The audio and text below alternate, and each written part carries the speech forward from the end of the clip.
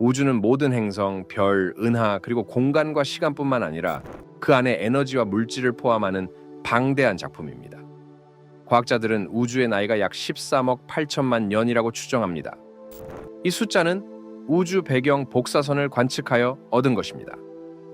우주의 구조는 정적이지 않으며 끊임없이 팽창하고 있습니다. 이 개념은 빅뱅에서 유래된 것으로 우주가 하나의 특이점에서 시작되어 그 이후로 계속 확장되었다고 주장하는 이론입니다. 이 팽창은 무한과 유한 공간에 대한 인간의 인식을 도전하며 우리가 우주에 대해 이해하는 한계를 넘어서게 합니다. 암흑 물질과 암흑 에너지의 개념은 이러한 이해를 더욱 복잡하게 만듭니다. 이 보이지 않는 힘들은 전체 우주의 약 95%를 차지하며 그 구조와 미래의 진화를 결정합니다.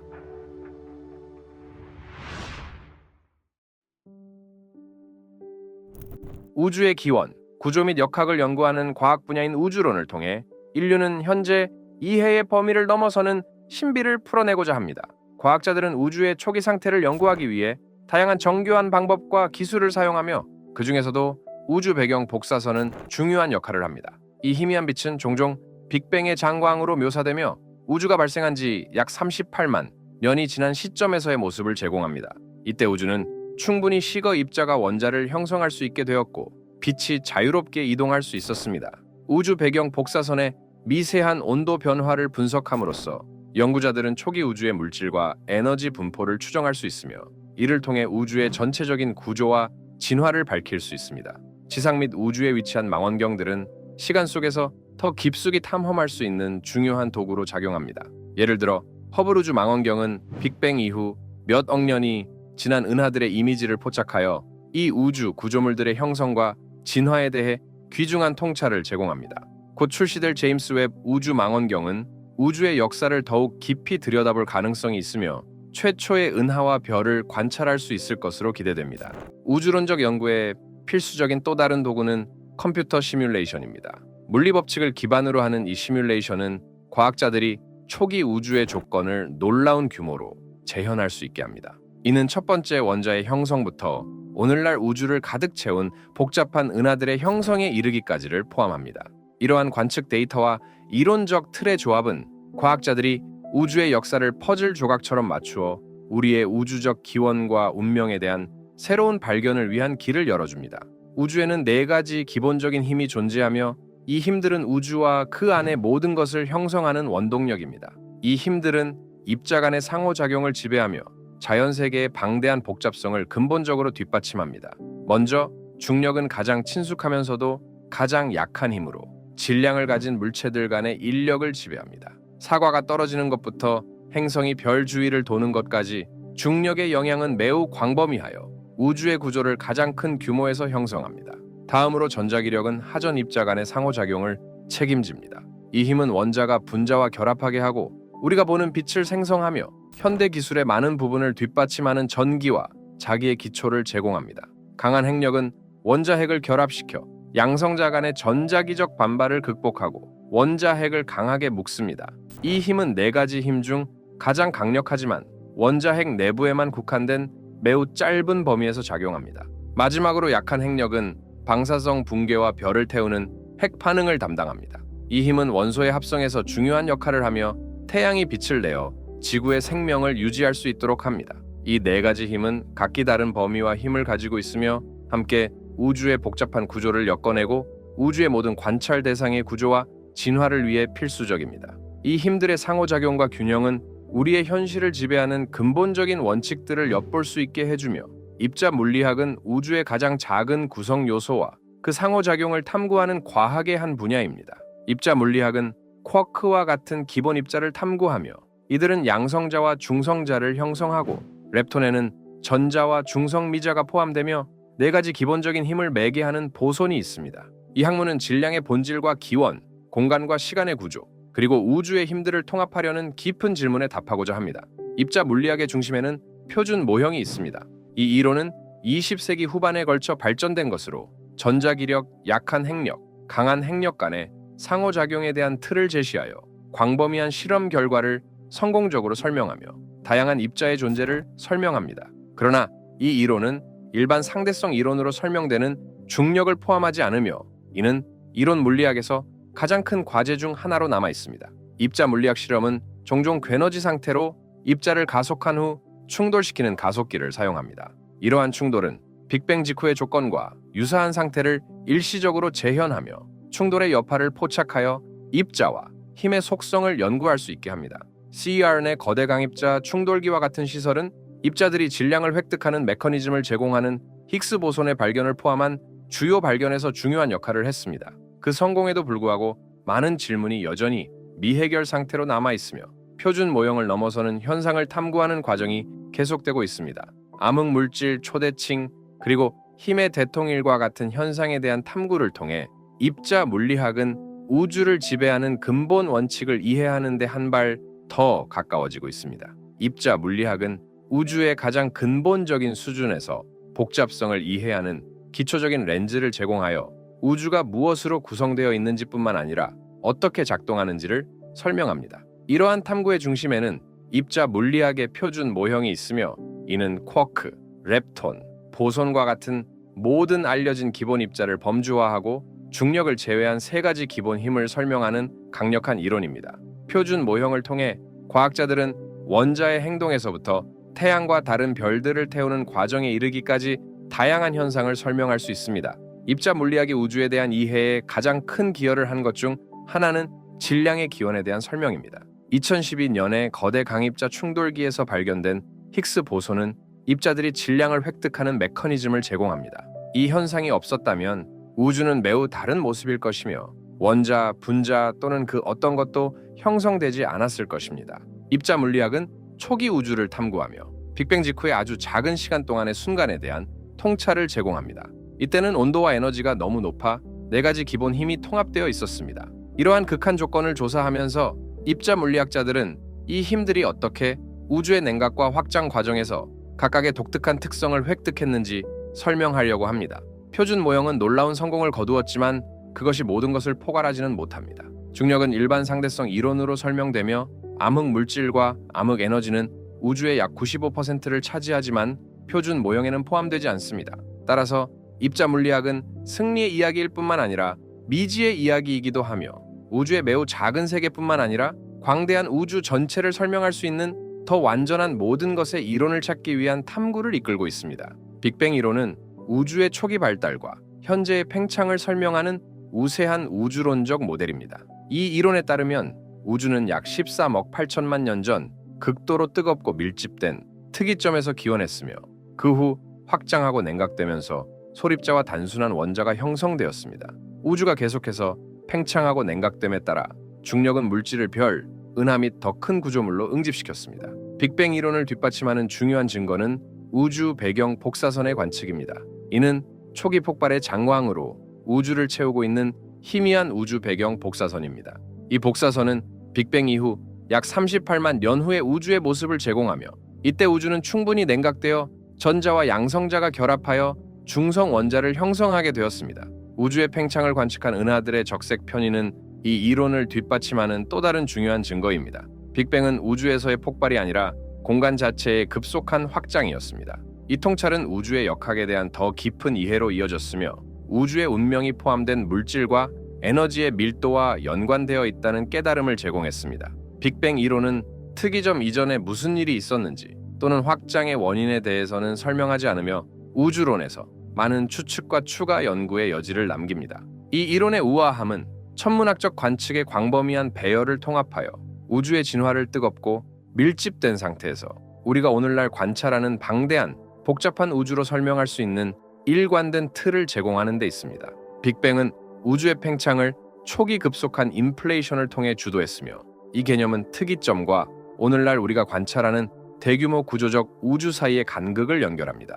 빅뱅은 이미 존재하는 공간에서 폭발이 아니라 공간 자체의 창조와 확장을 동시에 시작했습니다. 첫 순간의 매우 짧은 시간 동안 우주는 거의 무한한 밀도와 온도에서 놀라운 크기로 급속히 팽창했습니다. 이 급속한 팽창 기간은 우주의 대규모 구조를 형성하면서 초기의 불규칙성을 제거하고 우주를 놀라울 정도로 매끄럽고 균질하게 만들었습니다. 우주가 팽창함에 따라 냉각이 진행되었고 에너지는 다양한 소립자로 변환되기 시작했습니다. 여기에는 전자, 중성자, 양성자가 포함되며 이들은 입자 물리학의 표준 모형에 의해 자세히 설명됩니다. 이 입자들은 결국 핵합성으로 알려진 과정에서 수소와 헬륨 원자를 형성하게 되었습니다. 우주의 팽창은 인플레이션 이후 더 느린 속도로 계속되었으며 이는 초기 팽창의 관성과 우주의 팽창을 가속화하는 신비로운 힘인 암흑 에너지의 지속적인 반발 효과에 의해 촉진되었습니다. 중력은 우주 구조의 형성에 필수적인 역할을 했으며 은하와 더 큰 구조물들을 형성하게 했습니다. 우주의 구조와 진화는 이 팽창과 중력의 지속적인 상호작용에 의해 형성되었습니다. 먼 은하들에서 오는 빛의 적색 편의를 통해 관찰할 수 있는 우주의 팽창은 오늘날까지 계속되고 있으며 은하들이 서로 멀어지는 것을 보여줍니다. 이 팽창은 빅뱅의 직접적인 결과로 우주의 역동적이고 진화하는 성격을 강조합니다. 현대 우주론의 기초가 되는 빅뱅 이론은 여러 중요한 증거에 의해 뒷받침되며 이들 증거는 함께 우주의 뜨겁고 밀집된 기원과 이후의 팽창에 대한 강력한 사례를 제공합니다. 첫째, 우주 배경 복사선은 빅뱅 이론을 뒷받침하는 중요한 기둥입니다. 1965년에 아로페누스와 로버트 윌슨이 우연히 발견한 우주 배경 복사선은 우주의 뜨겁고 밀집된 초기 상태의 잔재로 우주를 채우는 희미한 빛입니다.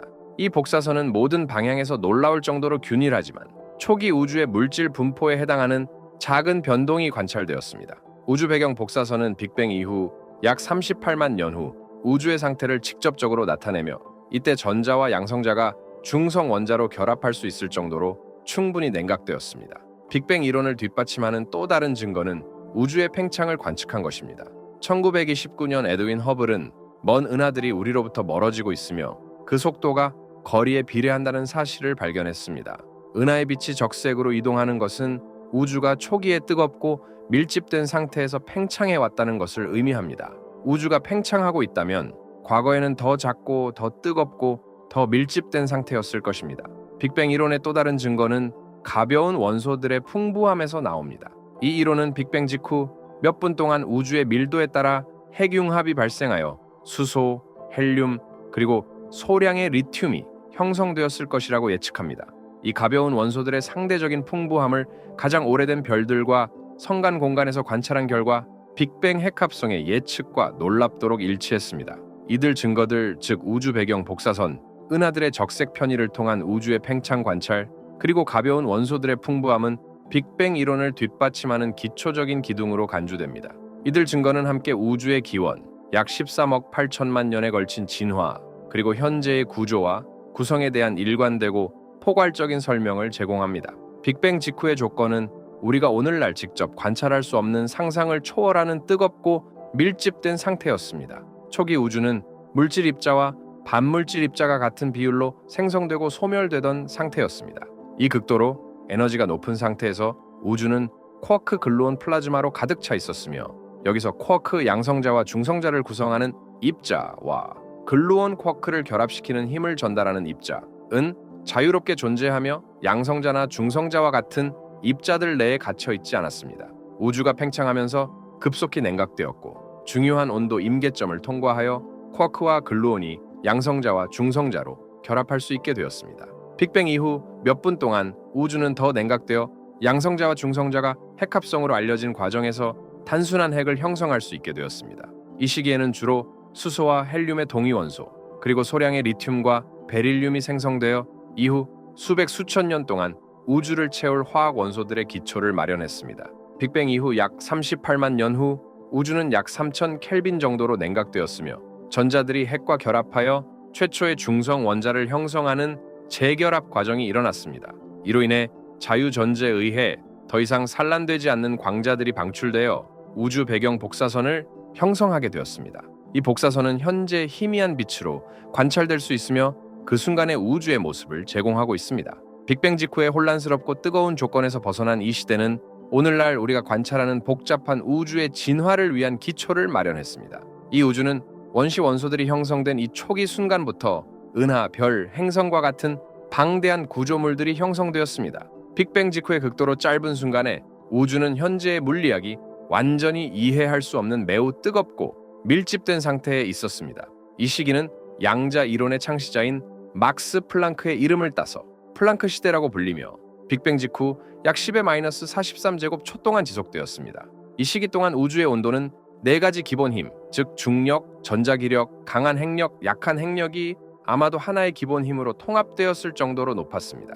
이때의 에너지 스케일은 매우 극단적이어서 현재의 물리학 이론, 즉 일반 상대성 이론과 양자 역학으로는 정확한 조건을 설명할 수 없습니다. 플랑크 시대가 끝난 직후 우주는 대통일 시대에 들어갔으며 이 시기는 빅뱅 이후 약 10의 마이너스 36제곱초까지 지속되었습니다. 이 기간 동안 온도는 중력이 다른 힘들과 분리될 수 있을 정도로 충분히 낮아져 기본 힘들의 구분에서 첫 번째 단계가 이루어졌습니다. 이 시기에는 급속한 인플레이션, 즉 우주가 매우 짧은 시간 동안 기하급수적으로 팽창하는 단계도 포함되었을 가능성이 있습니다.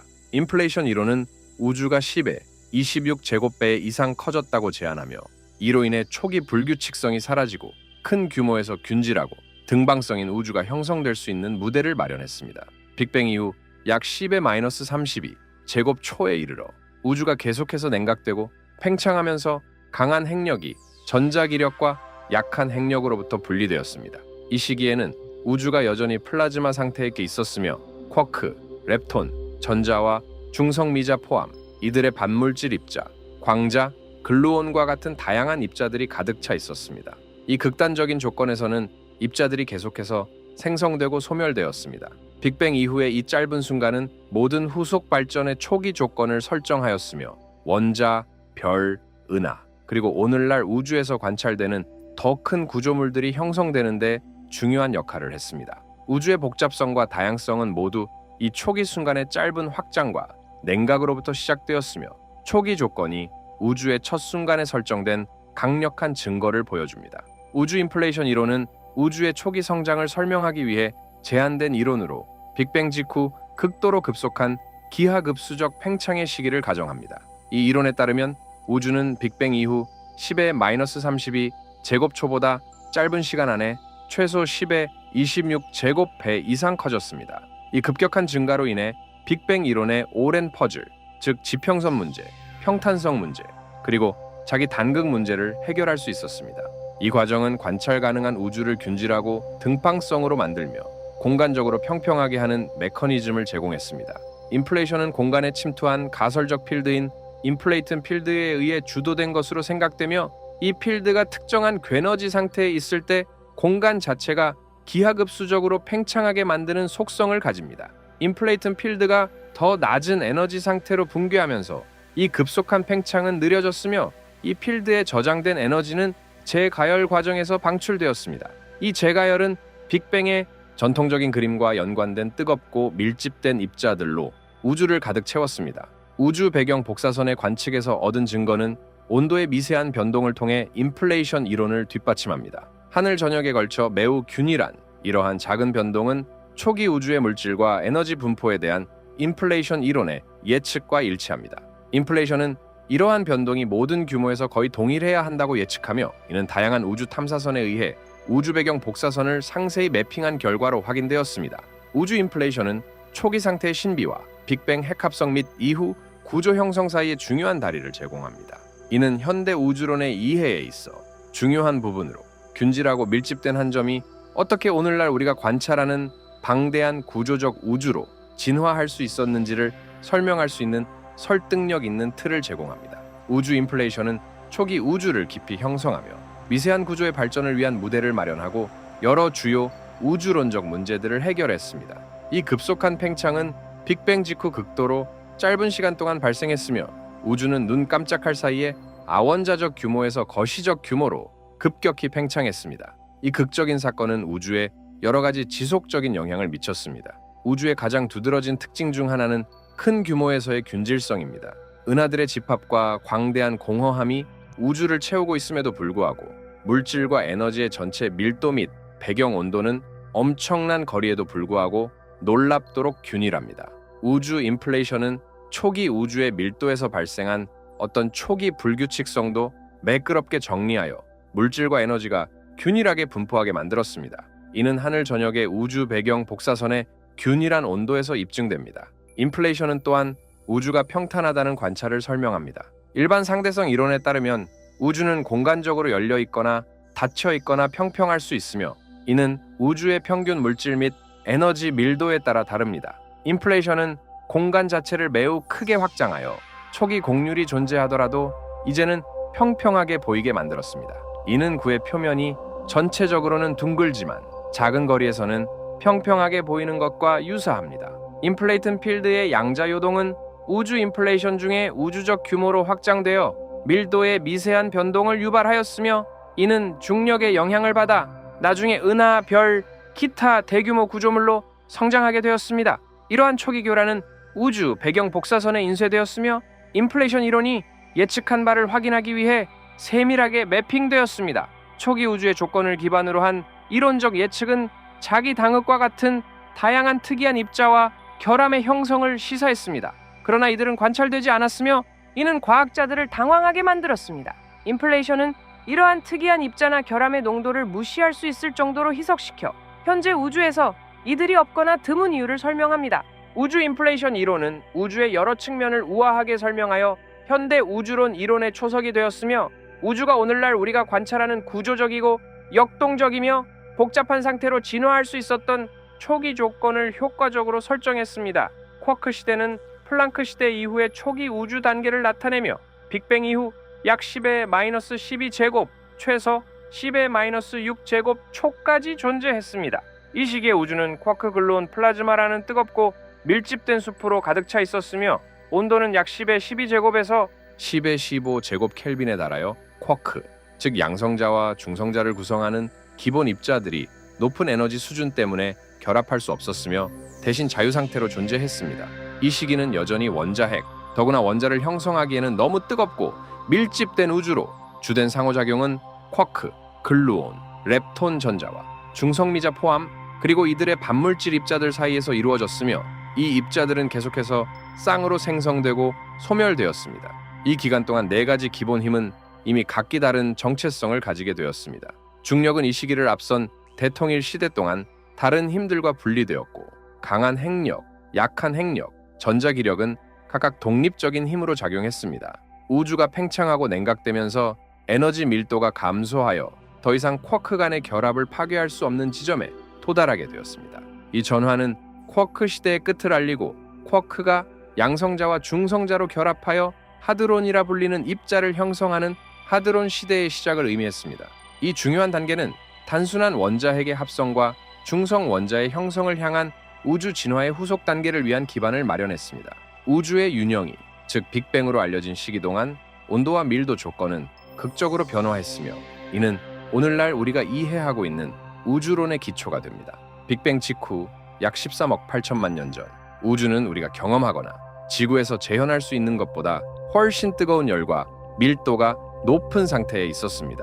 온도는 수십억 도에 달했으며 4가지 기본 힘이 통합될 수 있는 조건이 마련되었습니다. 우주는 계속해서 팽창하였으며 오늘날에도 여전히 진행 중이지만 훨씬 느린 속도로 진행됩니다. 첫 몇 분 동안 온도는 충분히 낮아져 양성자와 중성자가 최초의 단순한 핵을 형성할 수 있는 핵합성 시대가 시작되었습니다.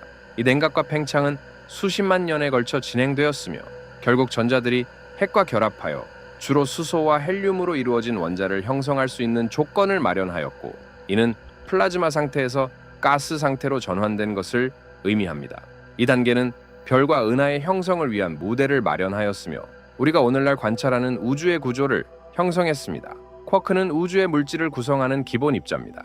1960년대 입자 가속기 실험을 통해 발견되었으며, 원자와 같은 물질의 가장 작은 구성 요소로 여겨졌던 입자들과는 달리 쿼크는 실제로 기본적인 입자이며 그 아래에 구조나 구성 요소가 없습니다. 현재의 과학적 이해에 따르면 쿼크는 양성자와 중성자를 포함한 하드론의 주요 구성 요소입니다.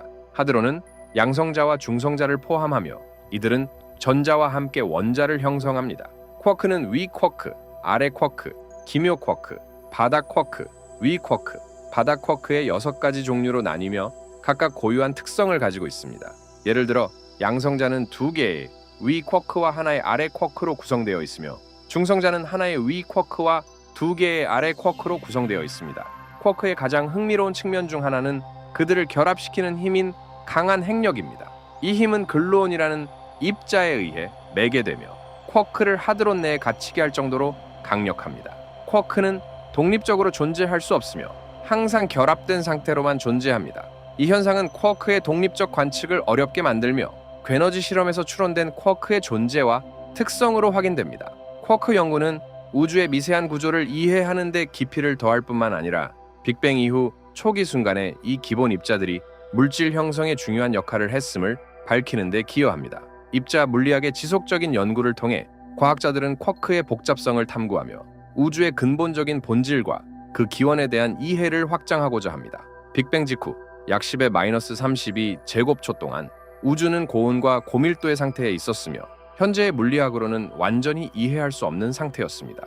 이 시기는 양자 이론의 창시자인 막스 플랑크의 이름을 따서 플랑크 시대라고 불리며 빅뱅 직후 약 10의 마이너스 43 제곱초 동안 지속되었습니다.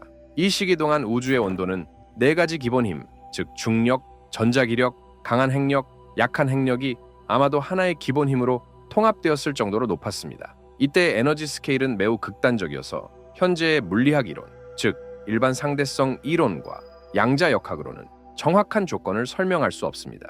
플랑크 시대가 끝난 직후 우주는 대통일 시대에 들어갔으며 이 시기는 빅뱅 이후 약 10의 마이너스 36 제곱초까지 지속되었습니다. 이 기간 동안 온도는 중력이 다른 힘들과 분리될 수 있을 정도로 충분히 낮아져 기본 힘들의 구분에서 첫 번째 단계가 이루어졌습니다.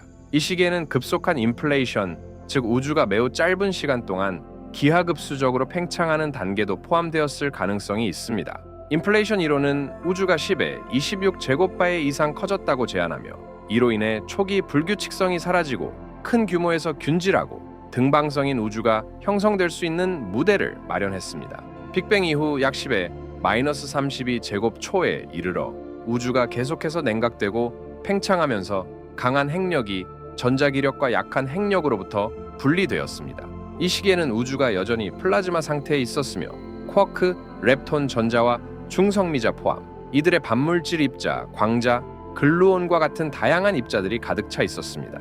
이 극단적인 조건에서는 입자들이 계속해서 생성되고 소멸되었습니다. 빅뱅 이후의 이 짧은 순간은 모든 후속 발전의 초기 조건을 설정하였으며 원자, 별, 은하, 그리고 오늘날 우주에서 관찰되는 더 큰 구조물들이 형성되는 데 중요한 역할을 했습니다.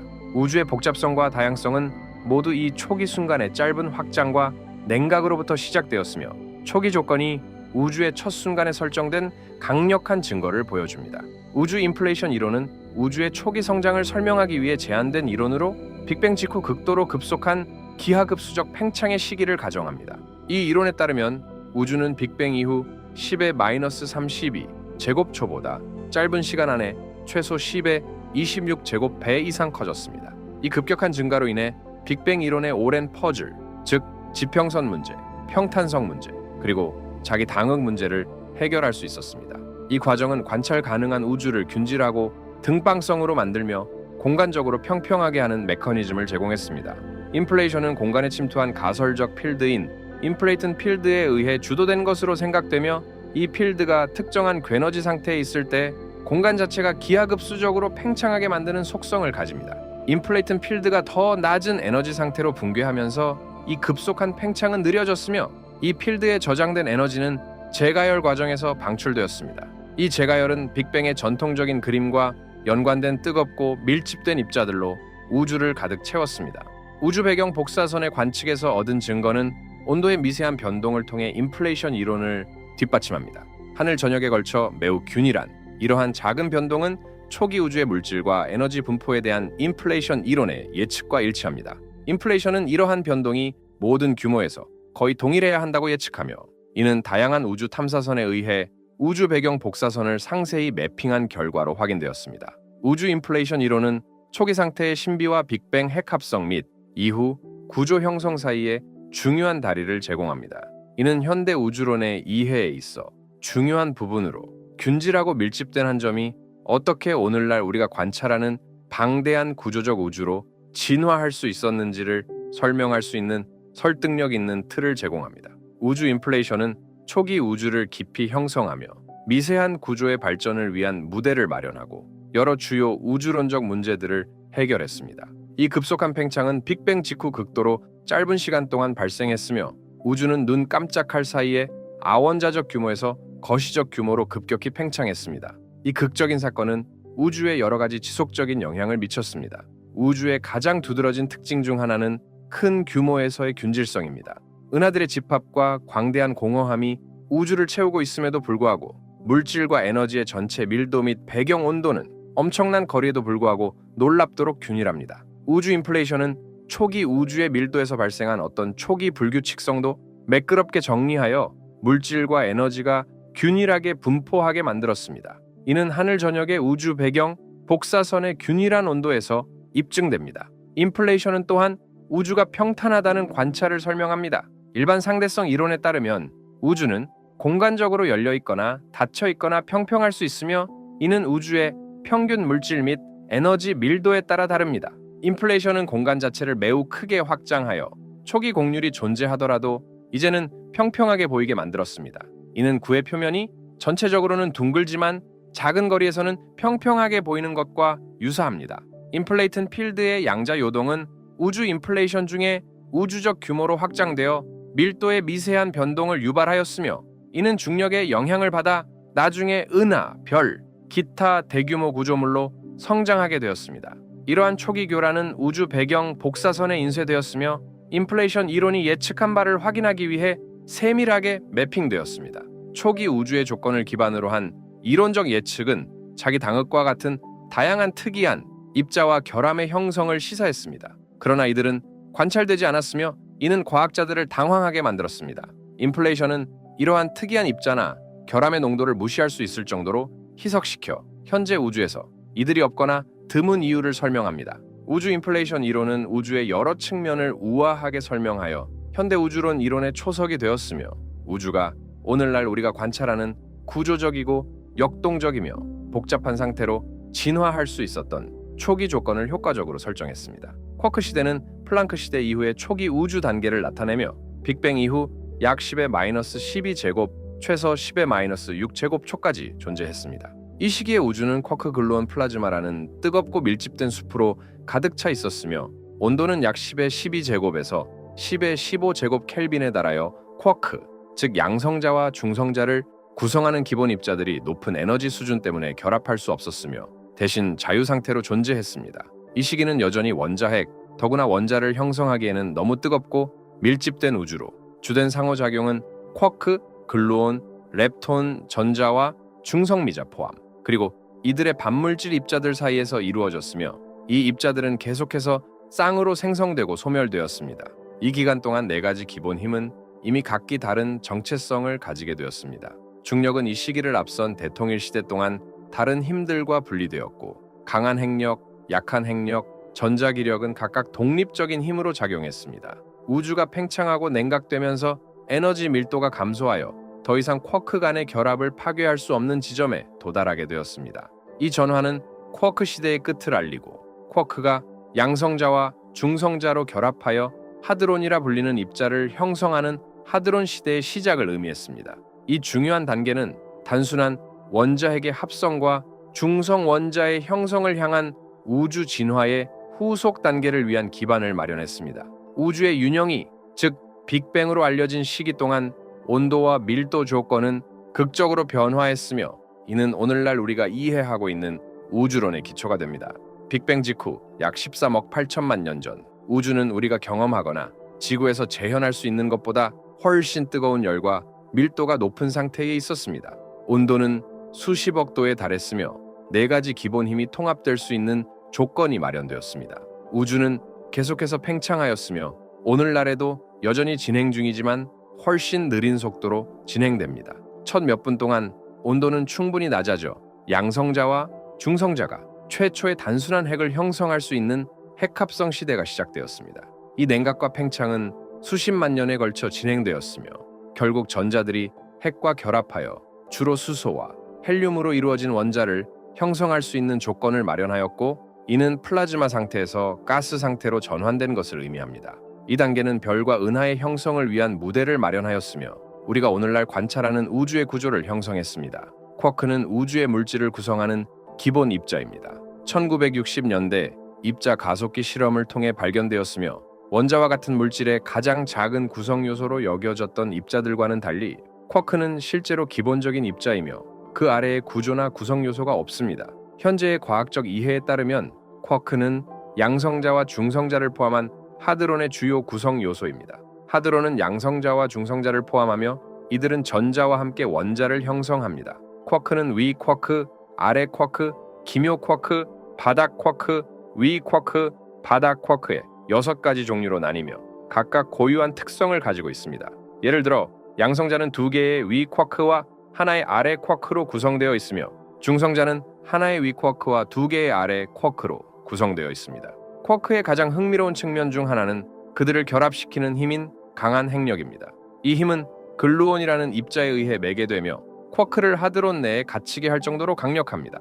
쿼크는 독립적으로 존재할 수 없으며 항상 결합된 상태로만 존재합니다. 이 현상은 쿼크의 독립적 관측을 어렵게 만들며 괴너지 실험에서 추론된 쿼크의 존재와 특성으로 확인됩니다. 쿼크 연구는 우주의 미세한 구조를 이해하는 데 깊이를 더할 뿐만 아니라 빅뱅 이후 초기 순간에 이 기본 입자들이 물질 형성에 중요한 역할을 했음을 밝히는 데 기여합니다. 입자 물리학의 지속적인 연구를 통해 과학자들은 쿼크의 복잡성을 탐구하며 우주의 근본적인 본질과 그 기원에 대한 이해를 확장하고자 합니다. 쿼크가 형성된 초기 우주는 빅뱅 직후의 중요한 사건으로 약 10의 마이너스 12제곱초, 즉 우주가 팽창하기 시작한 후 1조 분의 1초 정도의 시점에 발생했습니다. 이 시기는 우주가 쿼크, 글루온, 그리고 다른 기본 입자로 가득 찬 뜨겁고 밀집된 수프 상태에 있었으며 온도는 상상할 수 없을 정도로 높은 10의 12제곱 켈빈에 달했습니다. 이 조건에서 쿼크와 글루온은 자유롭게 존재하며 쿼크 글루온 플라즈마라고 불리는 상태에 있었습니다. 우주가 팽창하면서 급속히 냉각되었고 이는 물질 상태의 중요한 변화를 초래했습니다. 냉각 과정에서 온도가 임계점 아래로 떨어지면서 쿼크는 강한 핵력의 영향으로 결합하여 양성자와 중성자와 같은 더 복잡한 입자를 형성하게 되었습니다. 이때의 강한 핵력은 4가지 기본 힘 중 가장 강력하며 이 힘은 매우 짧은 거리에서 쿼크를 결합시키는 역할을 합니다. 쿼크가 결합하여 양성자와 중성자와 같은 입자를 형성하게 된 이 순간은 쿼크 시대의 끝을 알리고 하드론 시대의 시작을 의미했습니다. 이 시대는 주로 양성자와 중성자로 채워진 우주를 특징으로 하며 이는 이후 원자, 별, 그리고 궁극적으로 은하로 진화할 수 있는 기초를 마련했습니다. 초기 우주에서 쿼크의 형성과 행동을 좌우하는 과정들은 입자 물리학과 우주론에서 계속해서 중요한 연구 주제로 남아있으며 우주의 초기 조건과 이들 입자들이 우주를 형성하는 방식에 대한 통찰을 제공합니다. 반쿼크는 우주의 물질을 구성하는 기본 입자인 쿼크의 반물질 대응체입니다. 반물질은 일반 물질에 반대되는 대응체를 갖는 개념을 일반화한 것으로 반쿼크는 쿼크와 전하 및 다른 양자 특성에서 대칭되지만 정확히 반대의 값을 가집니다.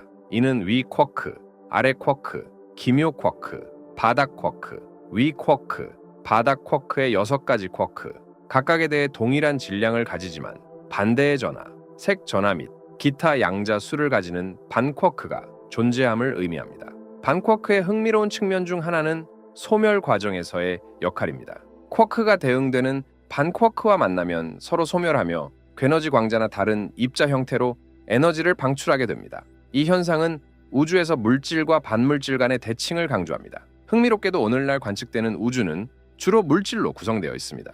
반쿼크의 존재는 단순한 이론적 개념에 그치지 않으며 입자 가속기와 같은 괴너지 입자 충돌에서 생성 및 관찰되었습니다. 이러한 실험은 초기 우주에서와 유사한 괴너지 상태를 재현하여 쿼크와 반쿼크의 특성뿐만 아니라 이들의 상호작용을 지배하는 강한 핵력에 대한 연구를 가능하게 합니다. 반쿼크에 대한 이해는 이론적 및 실험적 입자, 물리학에서 중요하며 물질과 반물질을 지배하는 근본적인 원칙에 대한 이해를 확장시킵니다. 이들의 연구는 우주의 미시적 구조에 대한 지식을 풍부하게 할 뿐만 아니라 오늘날 우주가 물질로 주로 구성되어 있는 이유에 대한 우주론의 중심 퍼즐에 대한 통찰을 제공합니다. 쿼크와 반쿼크는 우주의 4가지 기본 힘 중 하나인 강한 핵력을 통해 상호작용하며 이 힘은 글루온이라는 입자들에 의해 매개됩니다. 강한 핵력은 엄청난 힘을 가지며 쿼크를 결합시켜 양성자, 중성자와 같은 입자를 형성하며 이러한 입자들 간의 상호작용을 지배합니다. 쿼크가 서로 같은 전하를 가지고 있음에도 불구하고 강한 핵력은 이들을 결합시켜 전하의 반발력을 극복하게 합니다. 쿼크와 반쿼크 간의 상호작용은 양자 세격학이라는 이론에 의해 독특하게 설명됩니다. 각 쿼크는 색 전하라고 불리는 특성을 가지며 이는 전자기하학에서의 전하와 유사하지만 양성 및 음성 대신 빨강, 녹색, 파랑의 세 가지 유형이 존재하며 반쿼크는 이들의 반색을 가집니다. 글루온은 강한 핵력을 전달하며 색 전하와 반색 전하를 조합하여 쿼크와 반쿼크 간의 교환 입자로 작용합니다. 쿼크와 반쿼크가 서로 만날 때 글루온의 교환으로 인해 색 전하가 변경될 수 있으며 이 과정에서 색 전하가 보존됩니다. 쿼크와 반쿼크 간의 상호작용에서 가장 흥미로운 현상 중 하나는 구속 현상입니다. 전자기력과 달리 강한 핵력은 쿼크가 멀어질수록 감소하지 않으며 오히려 증가하여 쿼크와 반쿼크를 하드론 내부에 효과적으로 갇히게 만듭니다. 이로 인해 쿼크와 반쿼크는 고립된 상태로 발견될 수 없으며 항상 복합 입자 내에 결합된 상태로 존재합니다. 쿼크가 대응되는 반쿼크와 만나면 이들은 소멸하여 그들의 질량이 괴너지 광자나 다른 입자 반입자, 쌍의 형태로 에너지로 변환됩니다. 이 상호작용은 물질과 반물질의 만남이 가져오는 파괴성을 강조하는 동시에 우주의 근본적인 구조를 이루는 힘들과 입자들 간의 풍부한 상호작용을 보여줍니다. 강한 핵력은 우주 초기에 입자 형성 단계에서 중요한 역할을 했으며 빅뱅 직후의 고온 고밀도 상태에서 쿼크를 결합하여 양성자와 중성자 그리고 다른 하드론 입자를 형성하게 했습니다. 이는 원자핵을 형성하는 데 필요한 상호작용을 이끌어내었으며 우주의 초기 구조를 형성하는 데 중요한 역할을 했습니다. 쿼크 글루온 플라즘에서 쿼크가 자유롭게 움직일 수 있는 상태에서 우리가 오늘날 관찰하는 물질을 구성하는 복합 입자로 결합하기 시작하는 단계로의 전환은 매우 중요한 과정이었습니다. 빅뱅 후 첫 마이크로 초동한 우주는 초기의 극도로 높은 온도에서 서서히 냉각되기 시작했습니다. 냉각이 진행됨에 따라 강한 핵력이 작용하여 쿼크들이 결합하여 양성자와 중성자를 형성하게 되었습니다. 이 과정은 하드로니제이션이라고 불리며 물질 형성에 있어 매우 중요한 단계였습니다. 양성자와 중성자는 원자핵의 기본 구성 요소이기 때문입니다. 강한 핵력은 이러한 입자들이 높은 운동 에너지에도 불구하고 결합된 상태로 유지될 수 있도록 보장했습니다. 이후 우주가 계속 팽창하고 냉각되면서 양성자와 중성자는 강한 핵력의 영향 아래에서 결합하여 수소, 헬륨, 리튬의 흔적과 같은 가장 단순한 원소들의 핵을 형성하게 되었습니다. 이러한 핵합성 과정은 우주가 개별 쿼크와 글루온이 지배하는 입자 수프 상태에서 더 친숙한 형태의 물질로 전환되는 중요한 시기를 나타냅니다. 이 시기는 원자, 분자, 별, 은하가 형성될 수 있는 기초를 마련했습니다. 강한 핵력은 결합성과 점근 자유라는 독특한 특성을 가지고 있습니다. 쿼크가 멀어질수록 강해지고 가까워질수록 약해지는 이 특성은 쿼크들이 복합 입자로 결합하는 데 필수적이었을 뿐만 아니라 초기 핵의 합성에도 중요한 역할을 했습니다. 강한 핵력이 없었다면 우주는 오늘날 우리가 관찰하는 복잡성과 구조를 가지지 못한 채 자유롭게 움직이는 쿼크와 렙톤의 확산된 구름 상태로 남아 있었을 것입니다. 초기 입자 형성에서 강한 핵력의 역할은 우주가 빅뱅 후 첫 순간부터 진화하는 데 결정적인 영향을 미쳤습니다. 양자 요동은 양자역학의 원리, 특히 하이젠베르크가 제안한 불확정성 원리에서 비롯된 근본적인 현상입니다. 이 원리는 입자의 정확한 위치와 운동량을 동시에 알 수 없다는 것을 시사하며 이를 통해 공간의 진공이 비어있는 것이 아니라 활동으로 가득 차 있음을 알게 됩니다. 이 진공 상태에서 입자와 반입자는 매우 짧은 시간 동안 자발적으로 나타났다가 사라집니다. 이러한 임시적인 입자들은 가상 입자라고 불리며 양자 요동의 개념은 우주의 가장 근본적인 수준을 이해하는 데 필수적입니다. 고전적인 진공이 완전히 비어있는 공간으로 여겨지는 것과 달리 양자역학은 쿼크, 전자와 같은 입자들이 그들의 반입자들과 함께 아무것도 아닌 것에서 잠시 나타났다가 서로 소멸하는 역동적이고 분주한 영역을 보여줍니다. 이 과정은 에너지 시간 버전의 불확정성 원리에 의해 지배되며 에너지 보존이 직접 관측될 만큼 오래 지속되지 않는 한 일시적으로 위반될 수 있습니다. 양자 요동은 우주의 구조 형성에 중요한 역할을 한 것으로 생각되며 초기 우주의 물질 밀도에서 작은 변동들이 수십억 년에 걸쳐 중력의 영향으로 확대되어 오늘날 우리가 관찰하는 복잡한 구조, 즉 은하와 은하단으로 이어졌습니다. 또한 이러한 요동은 두 금속판이 양자 진공 요동의 차이로 인해 서로 끌어당기는 현상인 카시미르 효과의 중요한 부분이기도 합니다. 양자 요동은 고전적인 기대를 뛰어넘는 양자 세계의 비직관적인 본질을 강조하며 가장 비어있는 것처럼 보이는 공간에서도 역동적인 우주를 드러냅니다. 양자 요동은 초기 우주의 대규모 구조를 형성하는 데 중요한 역할을 했습니다. 빅뱅 직후에 발생한 우주의 급속한 팽창인 우주 인플레이션 기간 동안 이러한 아원자 요동은 우주의 팽창과 함께 거시적 규모로 확장되었습니다. 양자 요동으로 인해 주변보다 밀도가 약간 더 높은 영역은 중력의 영향을 받아 더 많은 물질을 끌어당기기 시작했습니다. 이 과정은 초기의 작은 불규칙성을 점차 확대하여 오늘날 우리가 관찰하는 광대한 은하와 은하단의 거미줄 같은 구조로 발전시켰습니다. 인플레이션 모델은 이러한 양자 요동이 빅뱅의 장황인 우주 배경 복사선에서 나타나는 온도 변화의 씨앗이 되었다고 예측합니다. 이는 우주가 시작된 지 약 38만 년 후의 모습을 제공하며 위성 코브라 WMAP 및 플랑크와 같은 위성에 의해 관측된 우주 배경 복사선에서 관측된 작은 온도 요동들은 양자 이론과 인플레이션 예측과 일치합니다. 이러한 요동은 밀도가 약간 다른 영역에 해당하며 초기 우주에서 양자 요동이 우주 구조 형성에 기본적인 청사진을 마련했다는 아이디어를 뒷받침합니다. 양자 요동은 양자역학의 원리, 특히 하이젠베르크가 제안한 불확정성 원리에서 비롯된 근본적인 현상입니다. 이 원리는 입자의 정확한 위치와 운동량을 동시에 알 수 없다는 것을 시사하며 이를 통해 공간의 진공이 비어있는 것이 아니라 활동으로 가득 차 있음을 알게 됩니다. 이 진공 상태에서 입자와 반입자는 매우 짧은 시간 동안 자발적으로 나타났다가 사라집니다. 이러한 임시적인 입자들은 가상 입자라고 불리며 양자 요동의 개념은 우주의 가장 근본적인 수준을 이해하는 데 필수적입니다. 고전적인 진공이 완전히 비어있는 공간으로 여겨지는 것과 달리 양자역학은 쿼크, 전자와 같은 입자들이 그들의 반입자들과 함께 아무것도 아닌 것에서 잠시 나타났다가 서로 소멸하는 역동적이고 분주한 영역을 보여줍니다. 이 과정은 에너지 시간 버전의 불확정성 원리에 의해 지배되며 에너지 보존이 직접 관측될 만큼 오래 지속되지 않는 한 일시적으로 위반될 수 있습니다.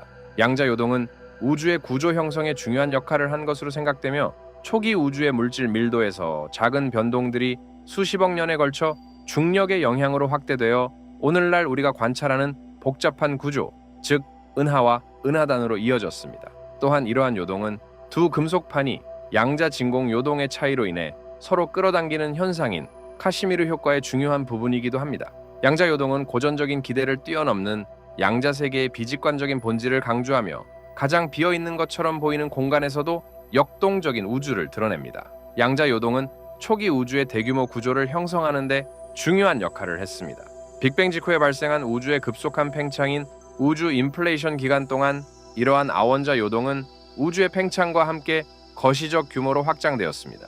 양자 요동으로 인해 주변보다 밀도가 약간 더 높은 영역은 중력의 영향을 받아 더 많은 물질을 끌어당기기 시작했습니다. 이 과정은 초기의 작은 불규칙성을 점차 확대하여 오늘날 우리가 관찰하는 광대한 은하와 은하단의 거미줄 같은 구조로 발전시켰습니다. 인플레이션 모델은 이러한 양자 요동이 빅뱅의 장황인 우주 배경 복사선에서 나타나는 온도 변화의 씨앗이 되었다고 예측합니다. 이는 우주가 시작된 지 약 38만 년 후의 모습을 제공하며 위성 코브라 WMAP 및 플랑크와 같은 위성에 의해 관측된 우주 배경 복사선에서 관측된 작은 온도 요동들은 양자 이론과 인플레이션 예측과 일치합니다. 이러한 요동은 밀도가 약간 다른 영역에 해당하며 초기 우주에서 양자 요동이 우주 구조 형성에 기본적인 청사진을 마련했다는 아이디어를 뒷받침합니다. 또한 인플레이션 동안 양자 요동의 영향은 우주의 가장 큰 규모에서의 특성이 양자 수준에서의 사건들에 의해 결정된다는 것을 의미합니다. 이는 양자역학과 일반 상대성 이론의 영역을 연결하는 중요한 다리를 제공합니다. 우주에서 가장 작은 규모와 가장 큰 규모 간의 이러한 상호작용은 초기 우주에서 발생한 양자 요동이 우주의 구조에 영구적인 흔적을 남겼으며 은하의 분포와 우주의 진화에 영향을 미쳤다는 깊은 시사를 제공합니다.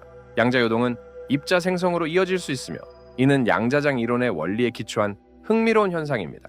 이 이론에 따르면 우리가 공간에서 진공이라고 생각하는 곳조차도 비어있지 않으며 각 입자 유형을 나타내는 요동하는 장들로 가득 차 있습니다. 이러한 요동은 하이젠베르크 불확정성 원칙을 준수하는 한 아무것도 없는 상태에서 입자와 반입자 쌍을 순간적으로 생성할 수 있습니다. 이 원칙은 에너지가 관측 가능한 시간 규모 내에서 보존 법칙을 위반하지 않도록 충분히 빠르게 사라지는 한 입자 형태로 임시로 나타날 수 있습니다. 이 과정은 가상 입자의 생성으로 예시될 수 있으며 이들은 입자 반입자 쌍으로 나타났다가 소멸합니다.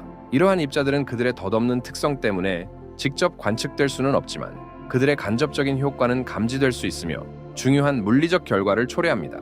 이러한 효과에 가장 주목할 만한 예 중 하나는 블랙홀 주변의 호킹 복사입니다.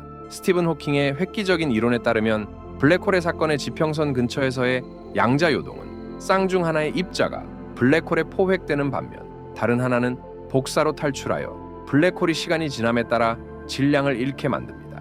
마찬가지로 카시미르 효과는 양자 요동이 진공 상태에서 서로 매우 가까이 놓인 두 개의 전하가 없는 평행판 사이에 측정 가능한 힘을 생성할 수 있음을 보여줍니다. 가상 입자의 에너지 밀도는 판 사이와 그 외부 사이에서 요동하며 이로 인해 판을 서로 밀어내는 압력이 발생합니다. 이는 판 사이에 가상 입자가 존재할 수 있는 파장의 한계가 판 외부에서 존재할 수 있는 파장과 다르기 때문에 진공 에너지가 이러한 영역에서 수정된 결과입니다. 따라서 양자 요동은 단순히 입자를 생성하는 것 이상의 역할을 합니다. 그들은 양자 진공의 역동적인 본질을 강조하며 미시적 및 우주적 규모에서 우주를 지배하는 힘들 간의 깊은 연결성을 드러냅니다. 양자 요동은 양자역학의 근본 원리와 입자 물리학의 복잡한 구조를 연결하며 양성자의 형성에 간접적으로 중요한 역할을 합니다. 양성자는 두 개의 위 쿼크와 하나의 아래 쿼크로 구성된 복합 입자로 강한 핵력에 의해 결합됩니다. 양성자 형성의 이야기는 빅뱅 직후의 초기 우주에서 시작됩니다. 이 시기는 쿼크, 글루온, 그리고 그들의 반입자가 양자 요동 덕분에 에너지에서 자유롭게 생성될 수 있을 정도로 우주가 밀집되고 에너지가 넘쳤던 때입니다. 이러한 요동은 양자장 내의 에너지 수준에서의 전환으로 순간적으로 입자 반입자 쌍을 생성할 수 있습니다. 초기 우주의 강렬한 열기 속에서 이는 쿼크, 반쿼크, 글루온이 끊임없이 나타났다가 사라지는 수풀을 의미했습니다. 우주가 팽창하고 냉각됨에 따라 이러한 요동이 더 이상 쿼크와 반쿼크가 자유롭게 존재할 수 있는 방식으로 지속될 수 없게 되었습니다. 남아있던 쿼크들은 강한 핵력 덕분에 안정적인 결합을 형성하기 시작했습니다. 이 힘은 양자 세격학에 의해 지배되며 이러한 양자 요동에서 에너지를 얻어 쿼크를 양성자와 중성자로 결합시킵니다. 이 양자적 측면은 우리가 진공이라고 생각하는 공간조차도 물질 형성에 영향을 미칠 수 있는 잠재적 에너지로 끌어오르는 용광로라는 비직관적인 사실을 강조합니다. 이 초기 시대에 형성된 양성자는 수십억 년 동안 안정적으로 유지되어 결국 우주의 화학 원소를 구성하는 원자핵의 일부가 되었습니다. 이 과정에서 양자 요동의 간접적인 영향은 양자역학과 입자 물리학의 상호 연결성을 보여주며 우주의 가장 작은 규모에서의 법칙들이 어떻게 우주의 구조와 물질의 안정성에 영향을 미치는지를 나타냅니다. 우주의 냉각은 본질적으로 빅뱅 약 13억 8천만 년 전에 시작된 우주의 팽창과 연결되어 있습니다. 우주론적 이론에 따르면 우주의 초기 상태는 극도로 뜨겁고 밀집된 한 점이었습니다. 팽창하면서 그 안에 입자들 사이의 공간도 커져 에너지 밀도와 온도가 시간이 지남에 따라 감소했습니다. 이 냉각 과정을 열역학에서 기체가 어떻게 행동하는지를 고려하여 약간 비유적으로 이해할 수 있습니다. 기체가 팽창하면 주변에 대해 일을 하며 그 과정에서 에너지를 잃어 온도가 낮아집니다. 우주의 경우 공간 자체가 팽창함에 따라 우주를 채우는 복사의 파장이 늘어나면서 전자기 스펙트럼의 적색 쪽으로 이동하게 됩니다. 이는 에너지가 감소하거나 냉각이 일어났음을 나타냅니다. 빅뱅 직후 몇 순간 동안 우주는 너무 뜨거워 물질과 반물질의 입자들이 쌍으로 생성되고 소멸되는 상태였습니다. 그러나 우주가 팽창하고 냉각되면서 이러한 괴너지 과정이 더 이상 발생할 수 없는 온도에 도달하게 되었고 물질이 반물질보다 우세하게 되어 양성자와 전자와 같은 안정적인 입자들이 형성되었습니다. 이 냉각 기간은 또한 빅뱅 후 약 3분 후 우주가 충분히 냉각되어 양성자와 중성자가 핵으로 결합할 수 있게 된 핵합성 과정이 일어난 시기입니다. 수백 수천 년 후 팽창과 냉각이 계속되면서 우주는 전자가 핵과 결합하여 중성 원자를 형성할 수 있는 상태에 도달했으며 이는 재결합 시대로 이어졌습니다. 우주의 냉각은 우리가 알고 있는 우주의 형성에 결정적인 역할을 한 중요한 과정입니다. 기본 입자와 구조의 형성에서부터 생명의 존재 가능성을 촉진하는 데 이르기까지 우주의 냉각은 일련의 우주적 이정표의 타임라인을 결정했으며 이는 현재의 우주 상태로 이어졌습니다. 초기 우주의 극도로 높은 온도는 우리가 아는 안정적인 물질의 형성을 방해했습니다. 물질과 반물질 입자들은 괴너지 환경에서 끊임없이 생성되고 소멸되었습니다. 우주가 팽창하고 냉각됨에 따라 이러한 괴너지 과정이 더 이상 발생할 수 없는 지점에 도달하여 물질이 반물질보다 우세하게 되었고 안정적인 입자인 양성자와 중성자가 형성될 수 있게 되었습니다. 더 나아가 우주의 냉각은 핵합성 시기를 촉진하여 우주가 충분히 냉각되어 양성자와 중성자가 결합하여 주로 수소와 헬륨, 그리고 소량의 리튬과 베릴륨을 포함한 가장 가벼운 원소들의 핵을 형성할 수 있는 시기를 만들어냈습니다. 이 과정은 우주의 화학적 다양성의 기초를 마련했습니다. 더욱 중요한 것은 우주의 냉각이 재결합 시기로 이어졌다는 점입니다. 이때 전자들은 핵과 결합하여 중성 원자를 형성할 수 있게 되었으며 이 사건은 자유전자에 의한 광자의 산란을 급격히 줄여 우주가 처음으로 투명해질 수 있게 했습니다. 이때 방출된 광자들은 우주 배경 복사선을 형성하였으며 이는 우주의 초기 단계를 보여주는 중요한 관측 창을 제공합니다. 더 큰 규모에서 우주의 냉각은 물질의 중력 붕괴를 가능하게 하여 최초의 별과 은하를 형성했습니다. 이들 구조물은 별 내부의 핵융합 과정을 통해 더 무거운 원소를 합성하여 우주의 화학적 복잡성을 더욱 풍부하게 만들었습니다. 본질적으로 우주의 냉각이 중요했던 이유는 첫 번째, 안정적인 입자의 형성에서부터 복잡한 구조와 생명의 발달을 가능하게 했다는 점입니다. 이는 물리 법칙과 우주의 초기 조건에 의해 지배된 단순성에서 복잡성이 나타나는 근본적인 이야기를 보여줍니다. 우주의 냉각은 입자 상호작용에 깊은 영향을 미쳤으며 기본 입자의 수프에서 우주를 형성하는 구조화된 물질로의 전환을 근본적으로 형성했습니다. 빅뱅 직후의 극도로 뜨겁고 밀집된 상태에서는 입자들이 결합할 수 있는 에너지가 너무 높아 물질이 쿼크와 렙톤으로 이루어진 플라즈마 상태로 존재하게 되었습니다. 이들은 끊임없이 생성되고 소멸되었습니다. 우주가 팽창하면서 냉각이 이루어져 입자들의 평균 에너지가 감소했습니다. 이 냉각은 입자 상호작용에 몇 가지 중요한 영향을 미쳤습니다. 우주가 특정 임계 온도 이하로 냉각되었을 때 강한 핵력이 마침내 쿼크의 운동 에너지를 극복하여 이들이 결합하여 양성자와 중성자를 형성할 수 있게 되었습니다. 이는 쿼크 시대의 끝을 알리고 하드론 시대의 시작을 의미했으며 물질의 조직에 있어 중요한 전환점이었습니다. 우주의 지속적인 냉각은 핵합성 과정이 이루어질 수 있는 무대를 마련했습니다. 이는 빅뱅 후 몇 분 후 우주가 충분히 냉각되어 양성자와 중성자가 괴너지 광자에 의해 파괴되지 않고 결합하여 가장 가벼운 원소들의 핵을 형성할 수 있게 된 시기입니다. 이 시기는 주로 수소, 헬륨, 소량의 리튬과 베릴륨을 생성했습니다. 빅뱅 후 수백 수천 년이 지난 후 우주는 충분히 냉각되어 전자들이 핵과 결합하여 중성 원자를 형성할 수 있었습니다. 이 재결합은 광자의 산란을 급격히 감소시켜 우주가 방사선에 대해 투명해지도록 만들었습니다. 이때 방출된 광자들은 우주 배경 복사선을 형성하여 초기 우주를 관측할 수 있는 중요한 창을 제공했습니다. 우주의 냉각은 또한 물질의 중력 붕괴를 가능하게 했으며 물질의 밀도가 높은 영역이 중력의 힘으로 더 많은 입자를 끌어들여 결국 별과 은하를 형성하게 했습니다.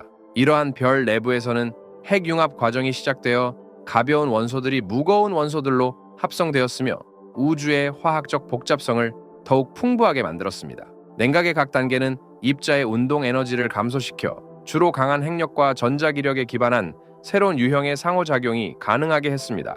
이러한 점진적인 전환은 우주의 진화를 형성하여 균일한 뜨거운 플라즘에서 복잡한 구조로 가득 찬 우주로 이어졌습니다. 쿼크들은 빅뱅 후 약 10의 마이너스 6제곱 최소 1초 사이에 쿼크 글루온 플라즈마 상태에서 양성자와 중성자와 같은 복합 입자로 결합하기 시작했습니다. 초기 우주는 너무 뜨겁고 밀집되어 있어 쿼크들이 결합할 수 없었으며 과도한 운동 에너지가 그들을 분리시켰습니다. 그들은 쿼크 글루온 플라즈마라고 불리는 상태에서 자유롭게 움직일 수 있었습니다. 그러나 우주가 팽창하면서 점차 냉각되어 입자들의 평균 운동 에너지가 감소했습니다. 우주가 약 10의 12제곱 켈빈으로 냉각되었을 때 쿼크들을 결합시키는 접착제로 작용하는 강한 핵력이 그들을 분리시키는 운동 에너지를 극복하기 시작했습니다. 이 힘은 글루온이라는 입자들에 의해 매개되며 쿼크들이 결합하여 하드론을 형성하게 했습니다.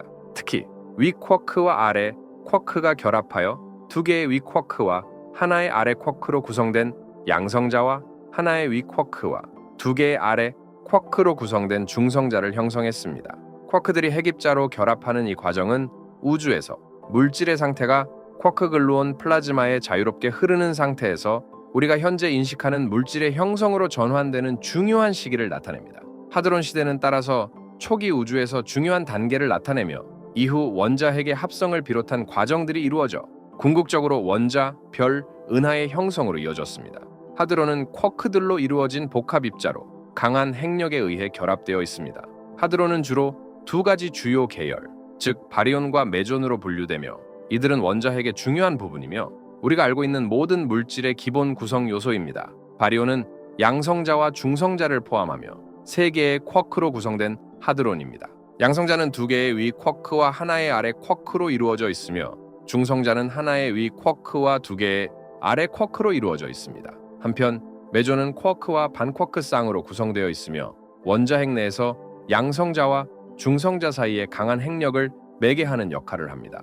강한 핵력은 물리학에서 4가지 기본 힘 중 하나로 쿼크들을 하드론 내에 결합시키는데 매우 효과적이며 쿼크들은 자연에서 고립된 상태로 발견되지 않는다는 현상, 즉 쿼크 구속 현상으로 알려져 있습니다. 이 힘은 단일 하드론 내에서 쿼크들을 결합시키는 것뿐만 아니라 양성자 간의 반발력에도 불구하고 원자핵을 결합시켜 원자핵을 유지하는 데에도 작용합니다.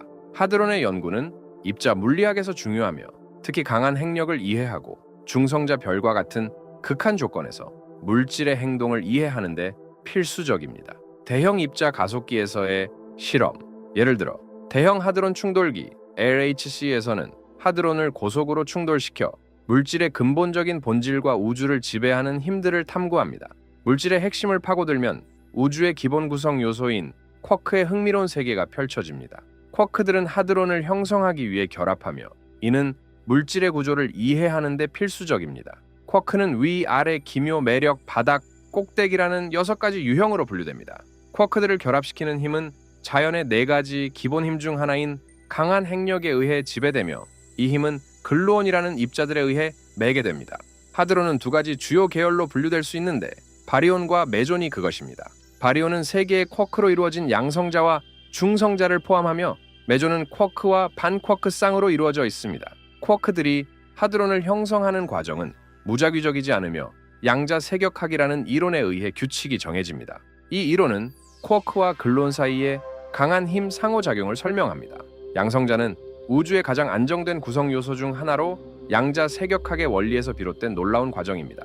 양성자는 2개의 위 쿼크와 하나의 아래 쿼크로 구성된 바리온의 한 유형입니다. 이 특정한 조합은 양성자에게 고유한 특성을 부여하며 그중 하나는 양전하입니다. 양성자 형성 과정은 우주의 양자 거품 내에서 시작되며 이곳에서 4가지 기본 힘 중 가장 강력한 힘인 강한 핵력이 지배합니다. 이 힘은 글루온이라는 입자들에 의해 매개되며 쿼크들을 결합시키는 접착제 역할을 합니다. 글루온은 쿼크들 사이에서 교환되어 쿼크들이 양성자 내에 결합된 상태로 유지되도록 합니다. 양성자의 내부에서 짧은 범위 내에서 강한 핵력은 양성자가 안정된 결합 상태를 유지할 수 있도록 하는 역할을 합니다. 이 복잡한 상호작용 덕분에 양성자는 형성되며 한번 형성된 양성자는 놀라운 안정성을 보입니다. 양성자의 수명은 우주의 나이를 초과할 정도로 길어 모든 원자핵의 기본 구성 요소가 됩니다. 이 안정성은 우주에서 물질의 구조를 이루는 기초가 되며 가장 단순한 수소 원자에서부터 무거운 원소들로 이루어진 복잡한 원자핵까지 다양한 원소들을 형성할 수 있게 합니다. 중성자는 양성자와 가까운 친척으로 쿼크로 구성된 바리온이지만 약간 다른 구조를 따릅니다. 양성자와 마찬가지로 중성자도 3개의 쿼크로 이루어져 있지만 그 조합은 하나의 위 쿼크와 2개의 아래 쿼크로 이루어져 있습니다. 이 쿼크 배열의 미묘한 차이는 중성자에게 고유한 특성을 부여하며 가장 주목할 만한 것은 전하가 없다는 점입니다. 중성자 형성은 주로 강한 핵력의 작용을 받아 일어납니다. 이 힘은 글루온의 교환을 통해 쿼크들을 결합시켜 중성자가 결합된 상태로 유지될 수 있도록 합니다.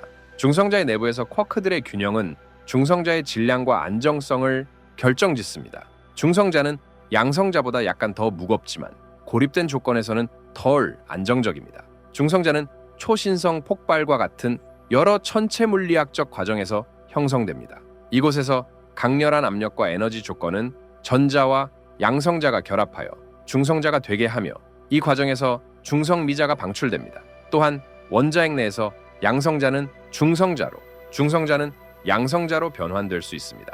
이 변환 과정은 약한 핵력에 의해 지배되며 베타 붕괴라고 불립니다. 양성자와 중성자 간의 이러한 상호작용은 원자 핵 내에서 힘의 균형을 유지하며 우주에서 다양한 원소들이 형성될 수 있도록 합니다. 양성자와 중성자의 형성과 상호작용은 우주의 구조에서 중요한 역할을 하며 물질의 다양성과 별의 생명 주기를 지배합니다. 모든 원자의 중심에는 양성자와 중성자가 결합하여 원자 핵을 형성하며 이는 강한 핵력에 의해 안내됩니다. 이 창조의 근본적인 행위는 주기율표를 지탱하며 원소의 종류와 그 동위 원소의 다양성을 결정짓습니다. 우주의 가마솥인 별들 속에서 양성자와 중성자 간의 균형은 별의 핵융합 과정을 촉진하여 별을 활활 타오르게 하고 더 무거운 원소들을 합성하여 궁극적으로 생명과 행성 형성에 필요한 무거운 원소들을 생성합니다. 예를 들어 별의 핵에서 수소핵, 즉 양성자는 결합하여 헬륨을 형성하며 이 과정에서 엄청난 양의 에너지가 방출되고 빛이 발생합니다. 별이 진화하면서 더 복잡한 핵융합 과정이 일어나며 중성자를 필요로 하고 생성하여 주기율표의 더 위쪽으로 원소를 변환시킵니다. 이 별의 연금술은 우리가 보는 물질 세계를 이루는 무거운 원소들을 만들어냅니다. 또한 중성자가 양성자로 변환되거나 그 반대가 되는 베타 붕괴 과정은 우주에서 원소들의 안정성과 풍부성을 결정짓는 중요한 역할을 합니다. 이 붕괴 과정은 또한 우주의 열 진화를 형성하는 데 중요한 역할을 하며 천체와 성간 매질의 에너지 분포에 영향을 미칩니다. 양성자와 중성자 간의 이러한 춤은 원자의 구조를 결정할 뿐만 아니라 우주를 밝히고 다양한 원소들을 만들어내는 천체 과정들을 촉진하는 복잡한 그물을 짜고 있습니다. 이들의 지속적인 상호작용은 물질의 구조와 우주의 이해를 형성하는 입자와 힘의 미세한 균형을 보여줍니다. 핵융합은 우리 태양을 포함한 별의 중심에서 발생하는 강력하고 근본적인 과정으로 우주의 주요 에너지 공급원으로 작용합니다. 이 놀라운 과정은 수소와 같은 가벼운 원자핵이 헬륨과 같은 무거운 원자핵을 형성하기 위해 융합하는 것을 포함합니다. 이는 무거운 핵이 더 가벼운 핵으로 분열하는 핵 분열과는 대조적입니다. 핵융합은 엄청난 양의 에너지를 방출하며 이는 어떤 화학 반응보다 훨씬 강력합니다. 왜냐하면 핵 자체의 질량을 에너지로 변환하기 때문입니다.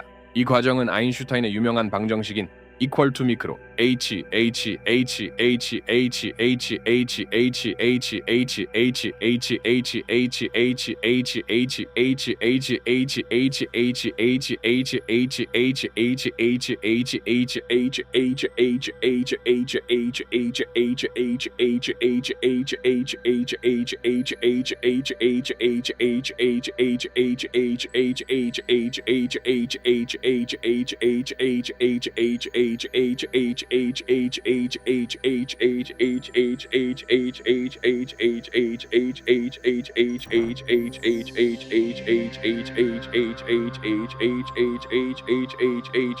h h h 핵융합은 원자핵이 매우 높은 온도와 압력에 도달할 때 발생하며 이 조건들은 너무나 강렬하여 전자가 제거되어 플라즈마라는 상태를 형성하게 됩니다.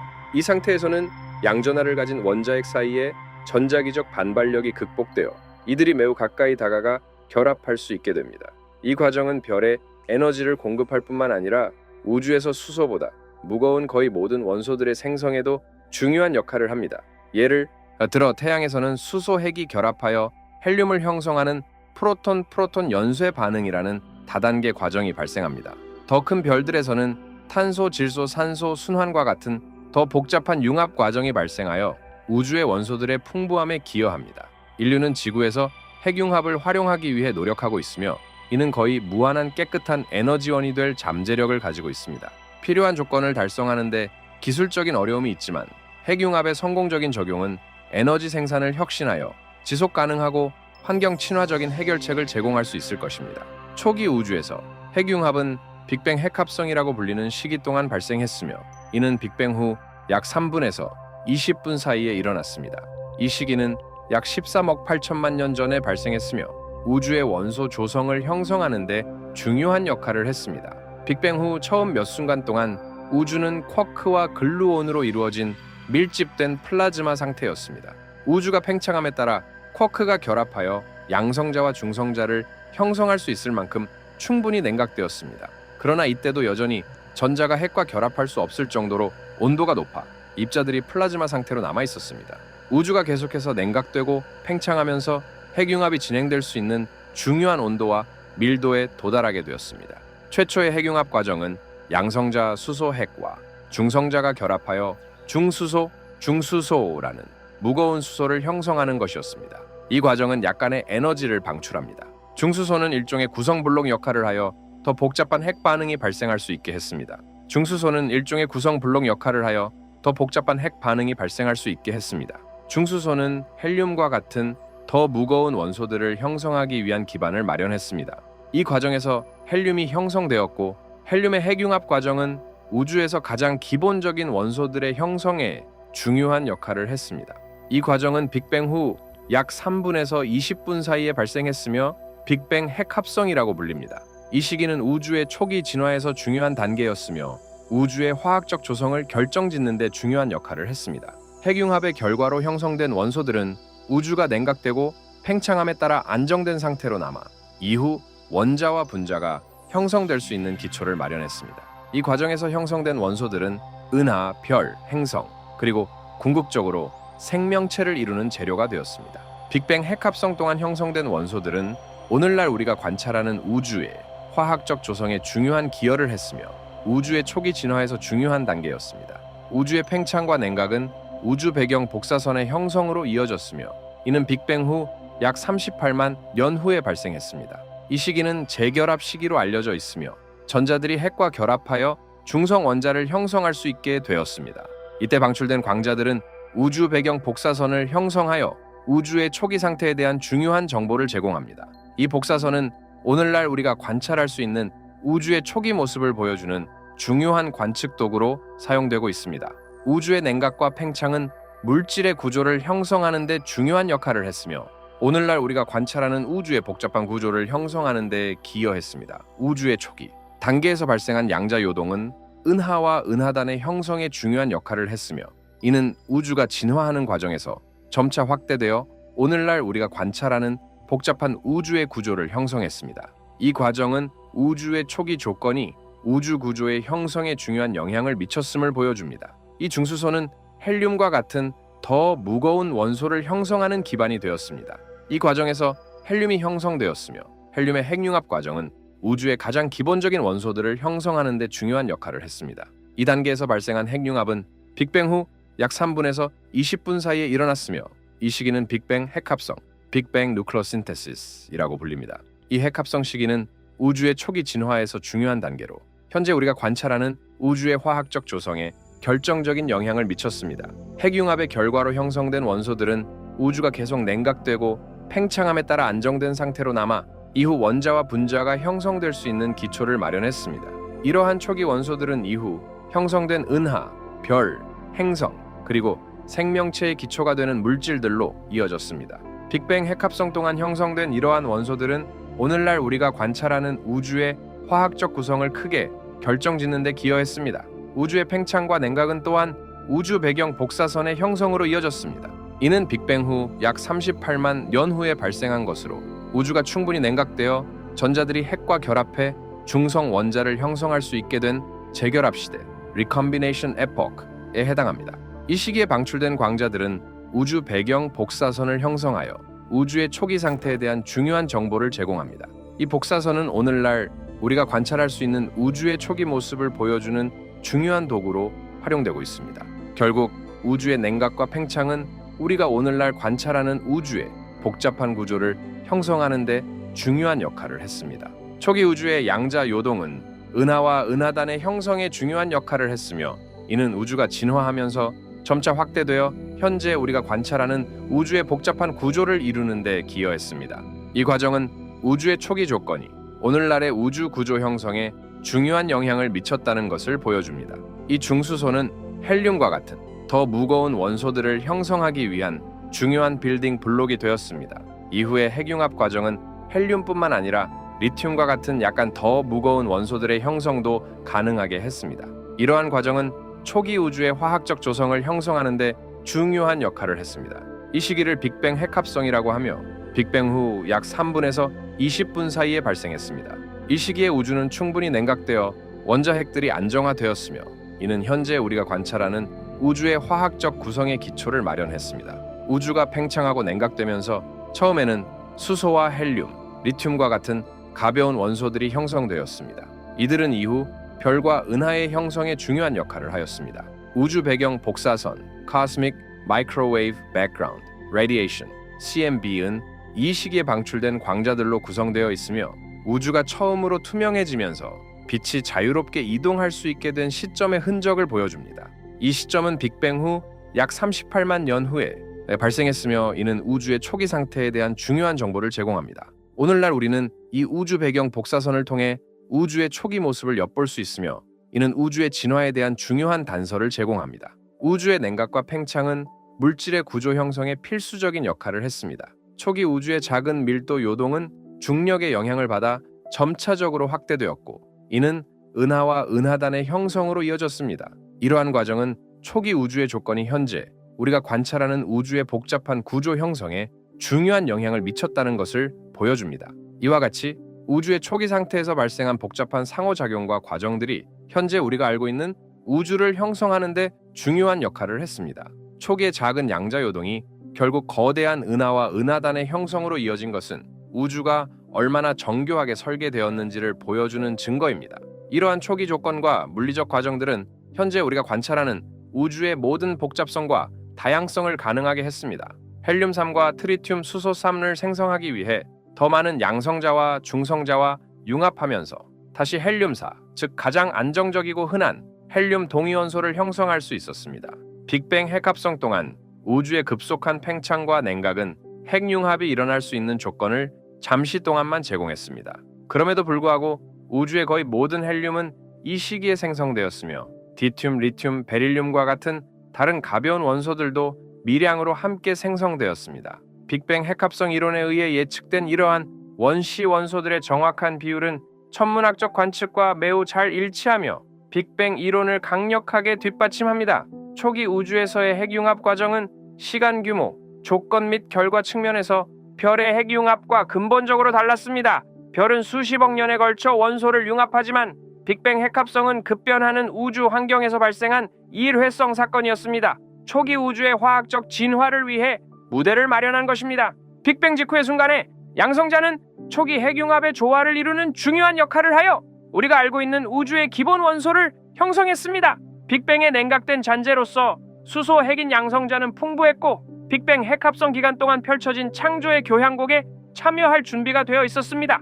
이 괴너지 환경에서 양성자는 헬륨, 즉 우주에서 두 번째로 풍부한 원소를 형성하는 일련의 반응에서 첫 단계를 시작했습니다. 이 과정은 양성자가 중성자와 충돌하여 디튬, 중수소, 즉 하나의 양성자와 하나의 중성자로 구성된 수소의 무거운 동위원소를 형성하는 것부터 시작되었으며 이 과정에서 광자를 방출했습니다. 이 첫 번째 단계는 매우 중요한 단계였으나 초기 우주에서는 높은 온도 때문에 디튬 핵이 더 융합하기 전에 종종 에너지가 높은 광자에 의해 파괴되었습니다. 그러나 우주가 팽창하고 충분히 냉각되어 디튬을 파괴할 수 있는 광자의 에너지가 임계값 이하로 떨어지자 후속 융합 단계로 나아갈 길이 열렸습니다. 디튬을 기반으로 양성자는 더 융합하여 일련의 융합 반응을 통해 초기 우주의 헬륨 비축량을 구축할 수 있었습니다. 이 변혁적인 시기는 양성자가 우주의 연금술에서 중심 역할을 하여 새로운 핵을 합성하고 초기 우주의 원소 조성을 효과적으로 형성한 시기였습니다. 따라서 초기 핵융합에서 양성자의 역할은 우주가 입자의 원시수프에서 다양한 원소들로 가득 찬 우주로 전환되는 시작을 의미했습니다. 그들의 풍부한 존재와 수소융합의 단순성은 별, 은하, 그리고 생명 자체로 이어질 복잡한 화학을 위한 무대를 마련했습니다. 빅뱅 직후의 우주에서 핵융합을 통해 처음으로 원소들이 형성된 것은 우주 역사의 중요한 장이었습니다. 빅뱅이라는 우주의 기원을 알리는 대격변이 발생한 후 우주는 급속히 팽창하면서 초기에 상상할 수 없을 정도로 뜨거운 상태에서 냉각되었고 이는 최초의 핵합성이 일어날 수 있는 조건을 마련했습니다. 이 과정은 초기 우주의 원소 수프에서 가장 단순한 원소인 수소로부터 시작되었습니다. 수소 원자의 핵인 양성자와 중성자는 초기 우주의 극한 온도와 밀도에서 결합하기 시작하여 하나의 양성자와 하나의 중성자로 구성된 디튬, 즉 중수소라는 복잡한 첫 번째 핵을 형성했습니다. 디튬의 생성은 매우 중요한 단계였으며 더 복잡한 융합 과정의 관문 역할을 했습니다. 디튬에서 시작하여 다음 안정된 핵인 헬륨사를 형성하기 위해 여러 단계를 거쳐야 했습니다. 디튬 핵은 양성자와 융합하여 헬륨3을 형성할 수 있었고, 이후 헬륨3 핵은 서로 충돌하여 헬륨사를 생성하면서 두 개의 양성자를 환경으로 다시 방출하여 추가 반응에 참여할 수 있도록 했습니다. 이러한 핵융합 반응의 연쇄는 헬륨에서 멈추지 않았습니다. 비록 훨씬 적은 양이지만 디튬과 헬륨3과 같은 가벼운 핵을 포함한 반응은 소량의 리튬과 베릴륨을 형성하게 했습니다. 비록 이러한 무거운 핵은 에너지가 점점 더 많이 요구되는 반응과 상대적으로 부족한 반응물로 인해 덜 선호되었지만 말입니다. 이 초기의 핵융합 행위들은 우주의 첫 몇 분 동안 이루어져 주로 수소와 헬륨, 그리고 소량의 리튬, 베릴륨 및 그 붕괴의 생성물로 이루어진 원시적인 원소 혼합을 이루었습니다. 이러한 원소 분포는 이후 별, 은하 및 궁극적으로 생명을 위한 화학적 복잡성을 형성하기 위해 무대를 마련했습니다. 이러한 원시 원소들의 정확한 비율은 초기 우주에서 작용했던 조건과 물리 법칙에 의해 결정되었으며, 오늘날에도 우주의 가장 오래된 구조에서 관찰할 수 있어 우주의 형성 순간에 대한 창을 제공하고 있습니다. 수소가 우주에서 가장 풍부한 원소로 군림하게 된 것은 그 단순함과 우주 탄생 당시의 조건 때문입니다. 빅뱅 이후 형성된 수소는 단순하고 가벼운 원소로 하나의 양성자와 하나의 전자로 이루어져 있습니다.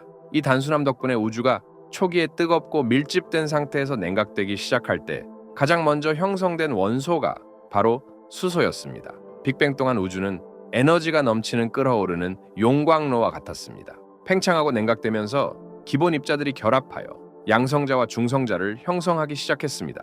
우주가 냉각되면서 이 양성자와 중성자는 가장 단순한 핵을 형성하기 시작했으며, 그중 가장 먼저 형성된 것이 수소였습니다. 생성된 양성자가 풍부했고 전자를 포획하여 중성 원자를 형성하는 과정이 상대적으로 단순했기 때문에 수소는 곧 우주의 원소 조성에서 지배적인 원소가 되었습니다. 빅뱅 핵합성 동안 더 무거운 원소를 형성하는 조건은 일시적이었고, 이 과정은 주로 수소와 헬륨의 형성을 촉진했습니다. 헬륨은 두 개의 양성자와 보통 두 개의 중성자로 이루어진 다음으로 단순한 핵입니다. 비록 소량의 리튬도 생성되었지만 초기 우주는 별에서 발견되는 극단적인 압력과 온도와 같은 조건을 가지지 못해 더 무거운 원소의 형성이 어려웠습니다. 이 초기의 원시 생산은 수소가 풍부해지도록 무대를 마련했습니다. 별들은 그들의 수명 주기 동안 수소를 헬륨으로 융합하는 과정에서 수소의 풍부함을 더욱 강화합니다. 별은 본질적으로 거대한 핵융합 반응로이며 수소 원자를 헬륨으로 융합하여 결국 후기 단계에서는 더 무거운 원소들로 변환합니다. 그러나 별이 수소를 연료로 하여 수백만 년에서 수십억 년 동안 빛을 발하는 데 필요한 엄청난 양의 수소 덕분에 수소는 여전히 우주에서 가장 흔한 원소로 남아 있습니다. 따라서 수소의 단순함과 우주 탄생 당시의 조건, 그리고 별 내부의 지속적인 과정이 결합하여 수소가 우주를 처음 채운 원소일 뿐만 아니라 여전히 가장 풍부한 원소로 남아있게 만든 것입니다. 수소는 우주에서 가장 풍부하고 단순한 원소로서 우주의 발전에 중요한 역할을 했습니다. 빅뱅 이후 수소가스는 헬륨과 소량의 리튬과 함께 우주에 널리 퍼져 있었습니다. 이 원시 조성은 이후의 우주 진화의 무대를 마련했습니다. 수소가 우주의 발전에 미친 영향은 깊고 다면적입니다. 초기에는 첫 번째 별을 위한 원료로 사용되었습니다. 중력에 의해 수소, 가스 구름이 서로 끌려 모이면서 중심부의 압력과 온도가 증가해 핵융합이 일어났습니다. 이러한 첫 번째 세대의 별, 즉 제3세대 별은 수소를 헬륨으로 변환하면서 우주를 밝히고 더 무거운 원소를 생성하여 우주를 풍부하게 했습니다. 또한 수소가스의 분포는 우주의 대규모 구조 형성에 중요한 역할을 했습니다. 거의 균일한 초기 우주 내에서 밀도가 약간 더 높은 영역이 중력을 통해 더 많은 가스를 끌어들여 은하를 형성했습니다. 이러한 은하 내의 광대한 수소 구름은 후속 세대의 별들이 태어날 수 있는 요람이 되었습니다.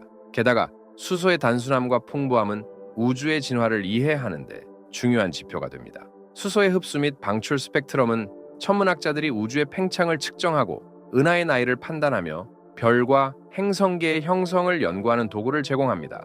더욱이 수소는 생명의 존재에 필수적인 역할을 합니다. 수소는 물의 중요한 구성 요소일 뿐만 아니라 수소를 헬륨으로 융합하는 과정에서 태양이 지구에 필요한 에너지를 공급합니다. 또한 별 내부에서 수소 원자를 무거운 원소로 변환하는 과정은 생명체를 구성하는 복잡한 분자의 화학적 다양성을 제공했습니다. 요컨대 수소의 형성은 오늘날 우주에서 관찰되는 복잡성과 아름다움을 위한 기초를 마련했습니다. 수소는 별을 밝히고 은하를 구성하며 우리가 사는 세계를 구성하는 화학 원소를 창조하는 데 기여했습니다. 우주 진화의 거대한 이야기에서 수소의 중요성은 그 간단함과 풍부함 덕분에 우주의 발전을 이끌어왔습니다. 최초의 별을 형성하는 데 중요한 연료로 사용되었고 이후 생명체가 존재할 수 있는 행성을 형성하는 데 기여했습니다. 먼저 수소는 우주의 첫 번째 빛을 비춘 초기 별들의 연료였습니다. 중력에 의해 응집된 초기의 수소 구름은 첫 번째 별들을 탄생시켰으며 이 별들은 수소를 헬륨으로 융합하여 에너지를 방출하고 우주를 밝게 만들었습니다. 이 변혁적인 시대는 우주가 어둠의 시대에서 별이 가득한 우주로 전환되는 것을 의미했습니다. 게다가 별 내부의 핵융합 과정에서 수소는 무거운 원소로 변환되었습니다.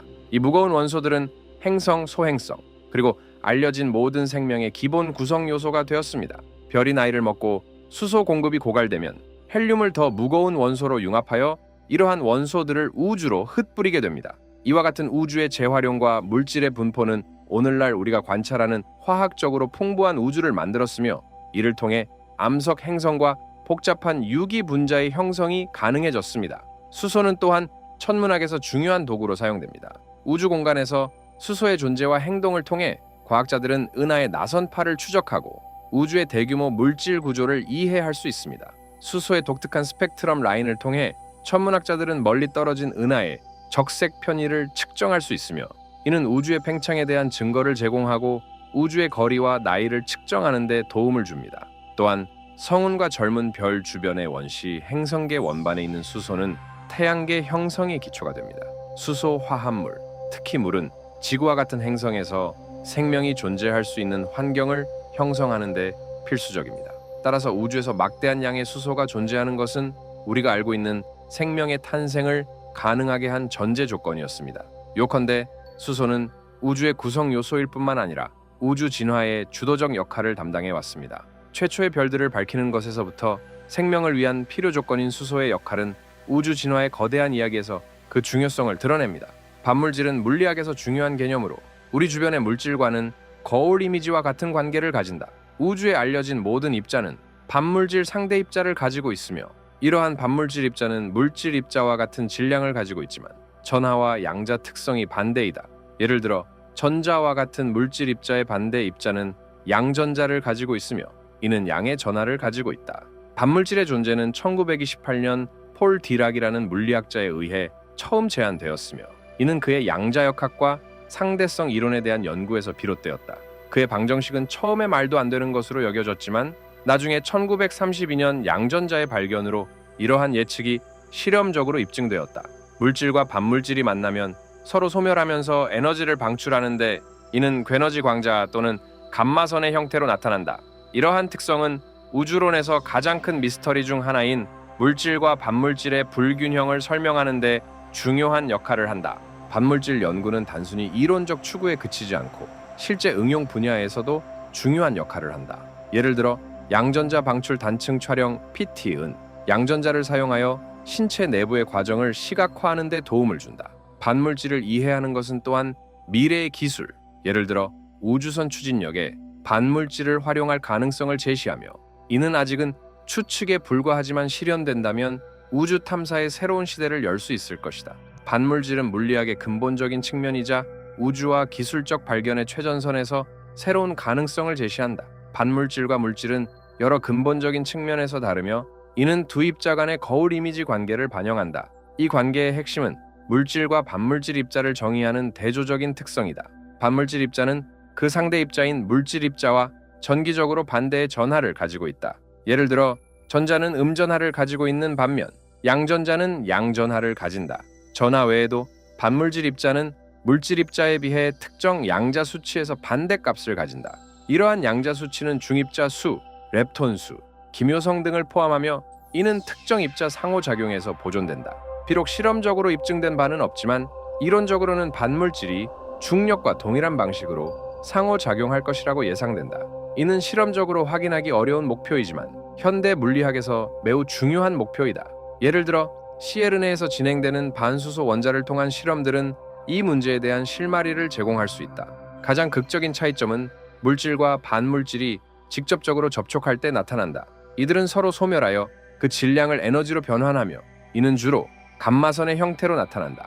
이 과정은 아인슈타인의 방정식, 에너지 등가 질량 곱하기 빛의 속도 제곱에 따라 매우 높은 에너지로 전환되며 물질 입자 간의 상호작용과는 크게 대조된다.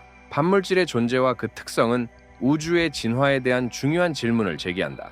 빅뱅 이론에 따르면 물질과 반물질은 동일한 양으로 생성되었어야 하지만 관측 가능한 우주는 주로 물질로 구성되어 있다. 이 문제를 이해하는 것은 물리학에서 가장 중요한 해결되지 않은 문제 중 하나이다. 물질 반물질 비대칭성 문제로 알려진 이 불균형은 우주에서 물질과 반물질에 관측된 불균형을 설명한다. 표준 모델에 따르면 입자와 반입자의 행동은 거의 동일해야 하지만 초기 우주에서의 작은 차이가 결국 물질의 유스를 이끌어냈을 것이다. CP 대칭성은 입자가 반입자로 대체되고 공간 좌표가 반전되더라도 물리 법칙이 변하지 않아야 한다고 주장한다.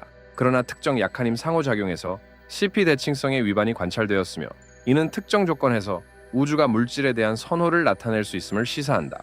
바리오제네시스는 초기 우주에서 바리온, 즉 양성자와 중성자와 같은 입자들이 반바리온보다 더 많이 생성되었다고 설명하려는 이론적 틀이다. 이는 오늘날 관찰되는 별, 행성, 은하를 이루는 물질의 잔여물을 초래했을 것이다. 이러한 과정들은 우주의 초기, 밀도가 높은 환경에서 발생했으며 CP 위반 상호작용을 포함하여 물질 반물질 비대칭성을 생성할 수 있었다. 반물질의 특성에 대한 연구는 우주의 형성과 그 이후의 진화에 대한 깊은 이해를 제공할 수 있다. 빅뱅 이후 물질과 반물질은 서로를 소멸시키며 대부분의 에너지를 방출했지만 미세한 비대칭성으로 인해 잔여 물질이 남아 오늘날의 우주를 이루게 되었다. 이 불균형은 별, 행성, 그리고 생명의 기초가 되는 물질을 가능하게 했으며 이는 우주의 구조와 진화를 설명하는 핵심 개념이다.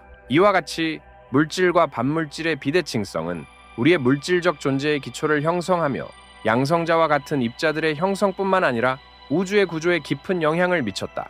현대의 입자 가속기는 초기 우주의 상태를 재현함으로써 우주의 기원과 초기 순간을 연구하는 데 중요한 역할을 한다. 특히 CERN의 대형 강입자, 충돌기 LH와 같은 현대의 입자 가속기는 입자를 빛의 속도에 가까운 속도로 가속한 다음 충돌시켜 초기 우주에서 발생한 극한의 에너지 밀도를 재현한다. 이러한 괴너지 충돌은 초기 우주의 온도와 에너지를 모방하여 우주의 태초에 존재했던 근본적인 입자와 힘을 연구할 수 있는 기회를 제공한다. 이 과정을 통해 연구자들은 양성자와 중성자를 구성하는 쿼크와 글루온을 생성하고 이들이 형성된 초기 우주의 상태를 탐구할 수 있다. 이러한 실험은 또한 다크 물질의 성질을 밝히는데 중요한 역할을 할 수 있다. 비록 다크 물질이 전자기 방사선과 상호작용하지 않기 때문에 망원경으로 관찰할 수는 없지만 입자 가속기는 다크 물질 후보 입자들을 생성하거나 그 특성에 대한 실마리를 제공할 수 있다. 따라서 현대의 입자 가속기는 시간 여행 장치와 같은 역할을 하여 연구자들이 우주의 탄생 후 수십억 년이 지난 현재의 우주를 이해하고 우주의 가장 깊은 비밀을 탐구할 수 있게 한다. 결국 현대의 입자 가속기를 통해 우리는 초기 우주의 조건을 재현하고 우주의 가장 중요한 미스터리를 이해할 수 있는 기회를 얻게 된다. 모든 것이 어떻게 시작되었을까요? 우주는 무에서 시작된 것일까요? 아니면 우리보다 훨씬 더 발전된 존재에 의해 창조된 것일까요? 모든 것이 어떻게 시작되었을까요? 우주는 무에서 시작된 것일까요? 아니면 우리보다 훨씬 더 발전된 존재에 의해 창조된 것일까요? 이러한 질문은 인류가 오랫동안 고민해온 문제이며 과학과 철학 모두에서 깊이 탐구되어 왔습니다. 우주의 기원에 대한 다양한 이론들이 제시되었으며 그중 가장 널리 받아들여지는 이론은 빅뱅 이론입니다. 빅뱅 이론에 따르면 우주는 약 13억 8천만 년 전에 하나의 매우 뜨겁고 밀집된 점에서 폭발적으로 팽창하기 시작했습니다. 이 폭발적인 팽창은 오늘날 우리가 관찰하는 우주의 모든 물질과 에너지를 형성했습니다. 초기 우주는 매우 뜨겁고 밀도가 높은 상태였으며 시간이 지남에 따라 팽창하고 냉각되면서 현재의 상태로 진화했습니다. 그러나 빅뱅 이전에 무엇이 있었는지 그리고 우주가 왜 생겨났는지에 대해서는 여전히 많은 질문이 남아 있습니다. 일부 이론은 우주가 무한히 반복되는 사이클을 겪고 있으며 팽창과 수축을 반복한다고 주장합니다. 다른 이론은 우주가 무에서 자발적으로 발생했으며 양자 요동에 의해 시작되었다고 말합니다. 또 다른 관점에서는 우주의 기원이 더 높은 차원의 존재나 힘에 의해 창조되었다고 믿습니다. 이러한 견해는 종교적, 철학적 관점에서 주로 제기되며 과학적으로 입증되지는 않았지만 많은 사람들에게 깊은 의미를 지니고 있습니다. 우주의 기원에 대한 탐구는 단순히 과학적 호기심을 넘어 인간 존재의 의미와 목적을 탐구하는 과정이기도 합니다. 우리는 우주에서 우리의 위치와 역할을 이해하려는 본능적인 욕구를 가지고 있으며 이러한 질문들은 우리로 하여금 더 깊이 생각하고 더 큰 그림을 이해하려 노력하게 합니다. 결국 우주의 기원에 대한 확실한 답을 찾기 위해서는 과학적 발견과 철학적 성찰이 결합되어야 할 것입니다. 이러한 탐구는 우리가 누구인지 그리고 우리가 어디로 가는지를 이해하는 데 중요한 역할을 할 것입니다. 우주가 무에서 시작되었을지 아니면 훨씬 더 발전된 존재에 의해 창조되었을지에 대한 질문은 매우 깊은 철학적이고 과학적인 문제입니다. 과학자들은 우주의 기원을 이해하기 위해 계속해서 연구를 진행하고 있으며 빅뱅 이론은 현재까지 가장 널리 받아들여지는 이론 중 하나입니다. 빅뱅 이론에 따르면 우주는 약 13억 8천만 년 전에 매우 작은 그러나 매우 뜨거운 점에서 시작되었습니다. 그 점은 급격하게 팽창하여 우리가 지금 알고 있는 광활한 우주를 형성했습니다. 이 팽창은 시간이 지남에 따라 우주를 식히고 별과 은하 그리고 결국에는 행성과 생명을 포함한 구조들을 만들어냈습니다. 그러나 이 모든 것이 왜 그리고 어떻게 시작되었는지에 대한 질문은 여전히 미스터리로 남아 있습니다. 일부 이론은 빅뱅 이전에 다른 우주가 있었으며 현재의 우주는 그 이전 우주의 붕괴에서 비롯된 것이라고 제안합니다. 다른 이론들은 우리가 현재의 우주를 포함한 다중 우주 multiverse의 일부일 수 있다고 말합니다. 이 다중 우주는 각기 다른 물리적 법칙과 특성을 지닌 여러 개의 우주로 이루어져 있을 수 있습니다. 또한 우주가 어떤 형태의 의식이나 지능에 의해 창조되었다고 믿는 사람들도 있습니다. 이러한 관점은 종교적이거나 영적인 사고방식에서 비롯된 것이며 우주의 기원과 존재의 의미에 대한 심오한 철학적 질문을 제기합니다. 과학은 이러한 질문들에 대한 구체적인 답을 제공하지 못할 수도 있지만 우주의 기원을 이해하려는 시도는 우리의 지식과 이해를 지속적으로 확장시키고 있습니다. 우리가 이 어디에서 왔는지 그리고 어디로 가는지에 대한 탐구는 계속될 것이며 이는 인간으로서 우리가 가진 가장 근본적인 질문 중 하나입니다. 우주는 그 자체로 경이롭고 복잡한 구조를 가지고 있으며 우리는 이를 이해하기 위해 많은 노력을 기울이고 있습니다. 우리가 우주의 기원에 대해 더 많은 것을 알게 될수록 우리는 우리 자신의 기원과 존재의 의미에 대해 더 깊이 이해하게 될 것입니다. 모든 것이 어떻게 시작되었는지에 대한 질문은 우리가 이해하는 것을 넘어서는 복잡한 주제입니다. 빅뱅 이론은 우리가 알고 있는 우주의 시작을 설명하는 데 중요한 역할을 했지만 여전히 많은 미스터리가 남아 있습니다. 과학자들은 우주의 초기 조건과 빅뱅 이전에 어떤 일이 일어났는지에 대해 연구를 계속하고 있으며 이 연구들은 우주론의 중요한 부분을 차지하고 있습니다. 우주가 왜 존재하는지 그리고 이 모든 것이 어떻게 시작되었는지에 대한 질문은 철학적, 종교적, 그리고 과학적인 많은 논의의 주제가 되었습니다. 어떤 사람들은 우주가 자연의 법칙에 의해 형성되었으며 시간이 지남에 따라 자발적으로 복잡해졌다고 믿습니다. 다른 사람들은 더 높은 차원의 존재나 신적인 존재가 우주를 창조했다고 믿습니다. 이 모든 질문들에 대한 답을 찾는 것은 쉽지 않으며 아마도 우리는 이 질문들에 대한 확실한 답을 얻지 못할 수도 있습니다. 그러나 이러한 질문을 탐구하는 과정 자체가 인간 존재의 본질에 대한 깊은 이해를 제공하며 우리의 존재 목적과 우주에서의 우리의 위치에 대해 새로운 통찰을 얻게 해줍니다.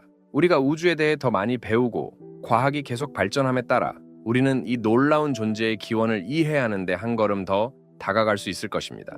이는 단순히 과학적 탐구에 그치지 않고 우리가 누구인지 그리고 왜 여기에 있는지를 이해하는 데 중요한 역할을 할 것입니다.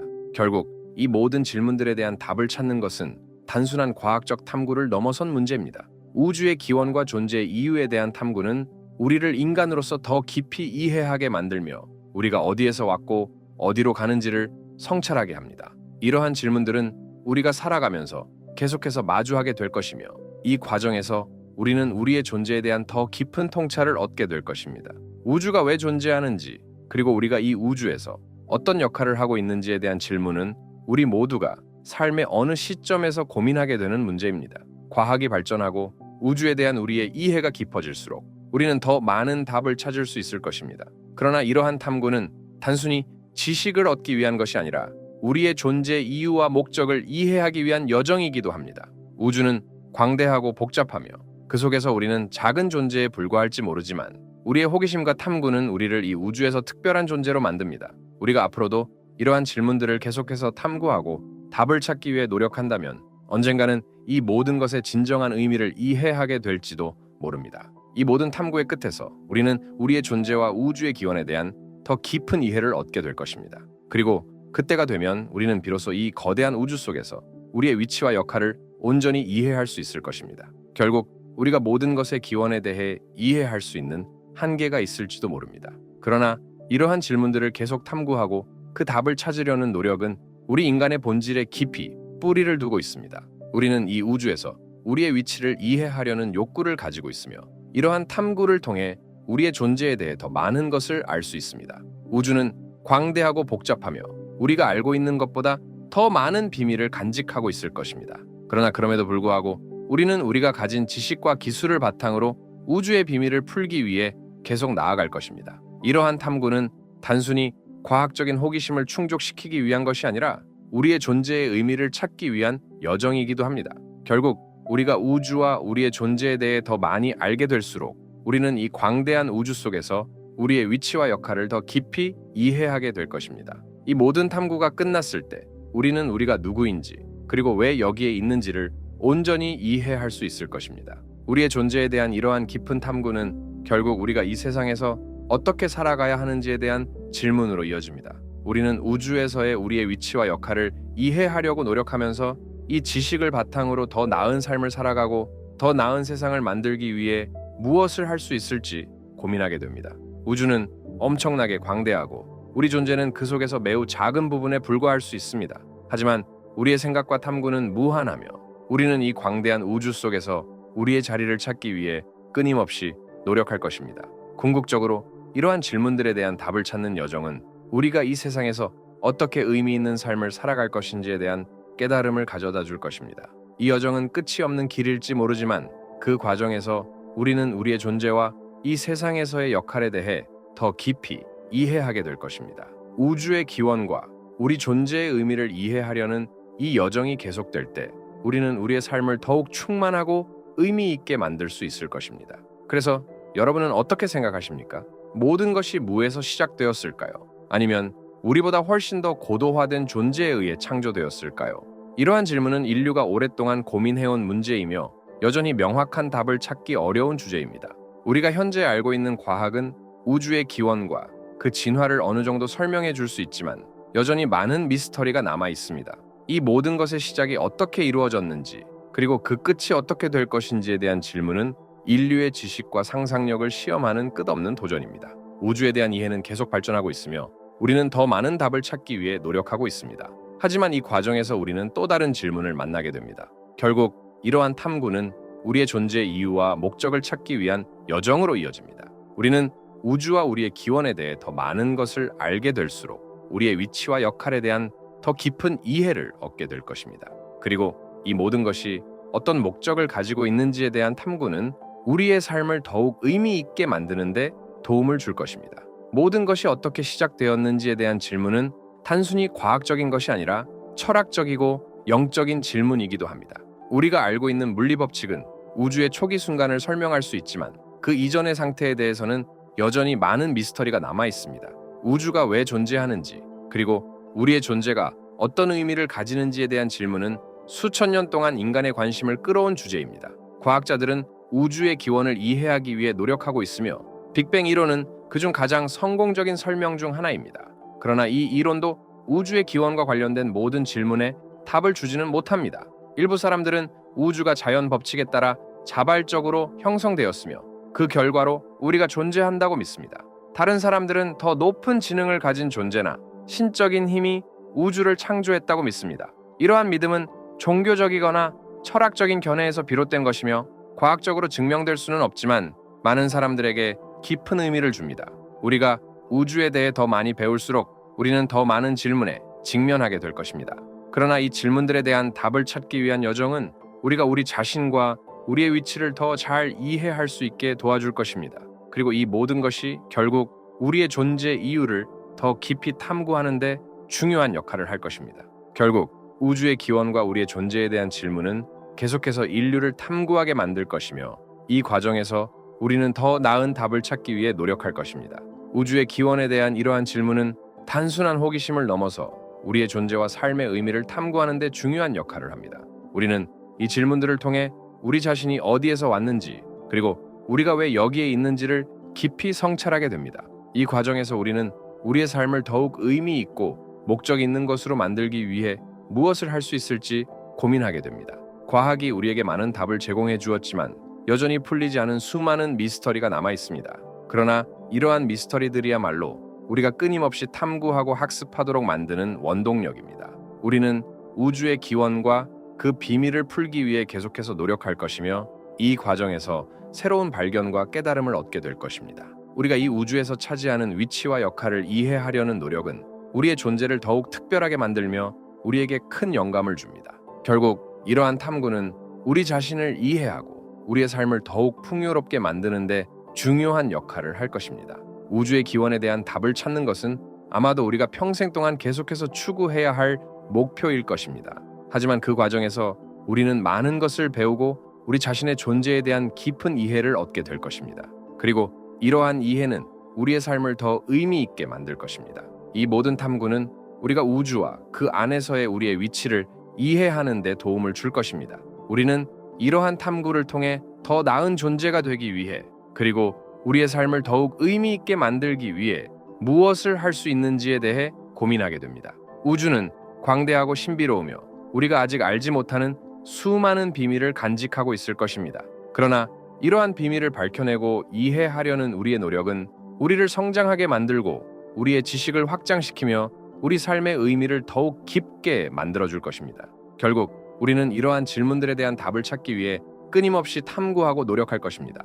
이 과정에서 우리는 우리의 존재와 그 의미에 대해 더 깊이 이해하게 될 것입니다.